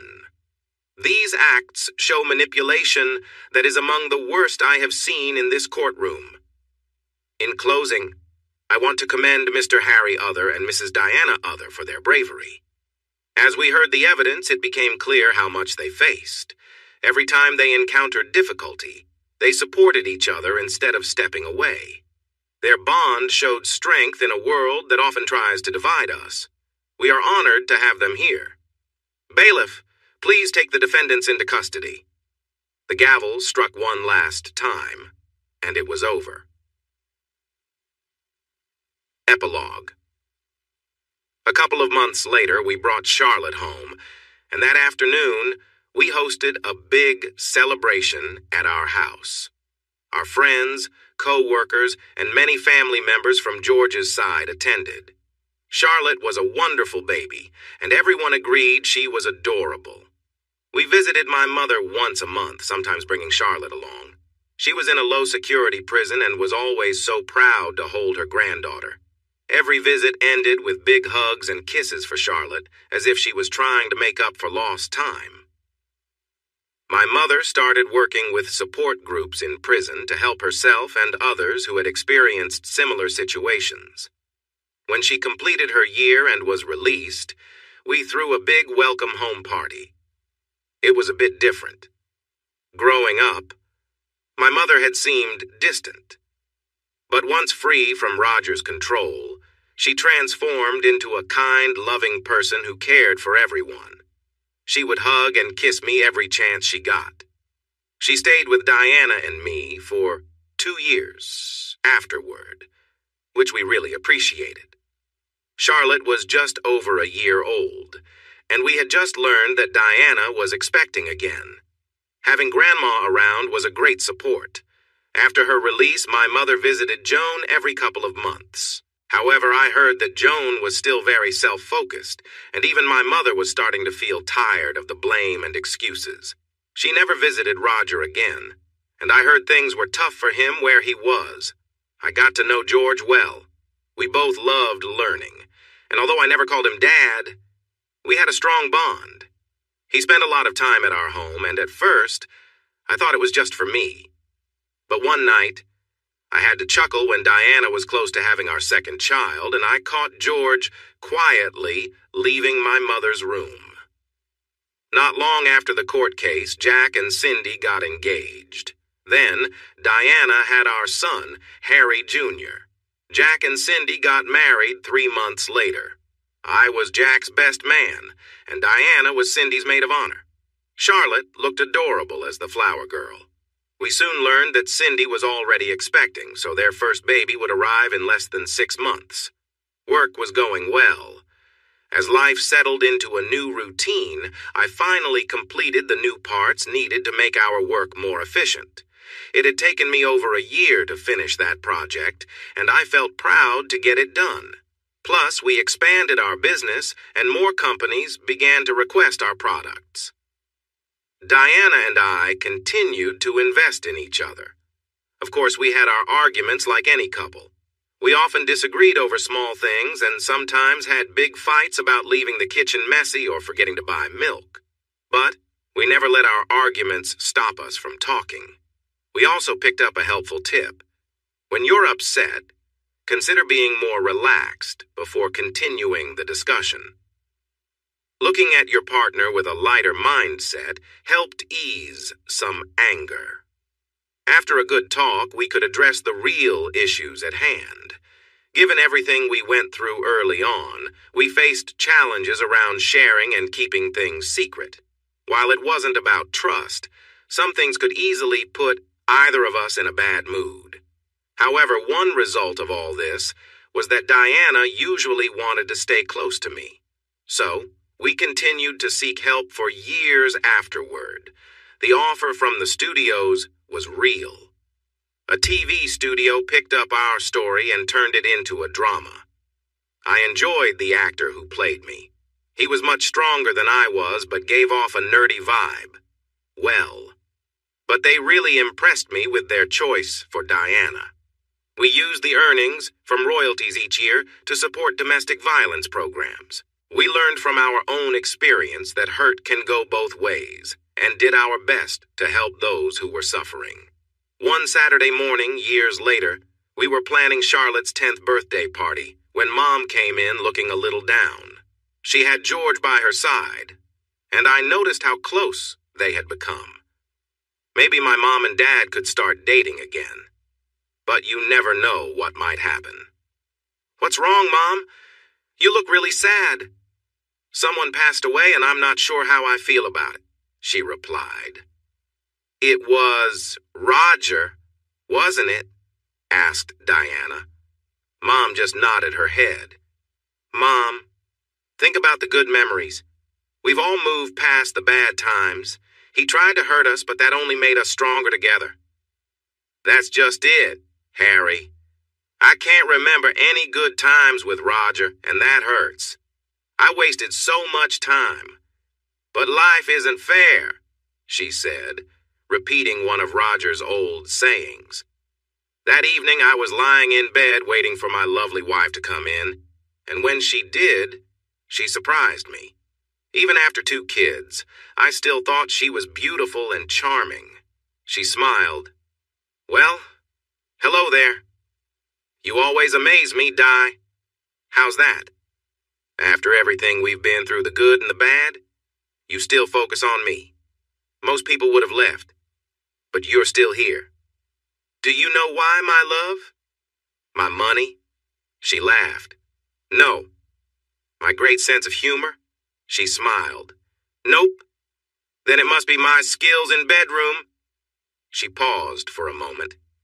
"Well, that's partly true, but no." "All right. Then why?" "Because, Harry, you never walked away when things got tough. You always came toward me, so I will always come to you too. I've never been luckier." I smiled, but then my expression changed. Life just keeps happening, good and bad. It never stops, does it? Is this because of the news about Roger?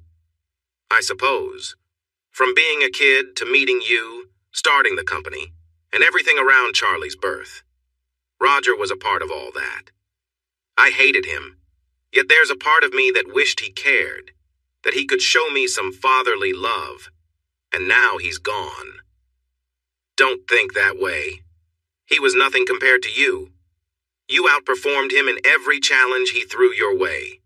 You not only won, but flourished. And unlike him, you got the girl.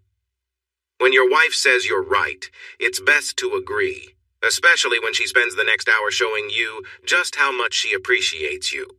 Hey everyone, thanks for watching. Don't forget to subscribe and turn on notifications so you won't miss any of the exciting stories we have coming up. What do you think about the characters in this story? Let us know in the comments. We'd love to hear from you.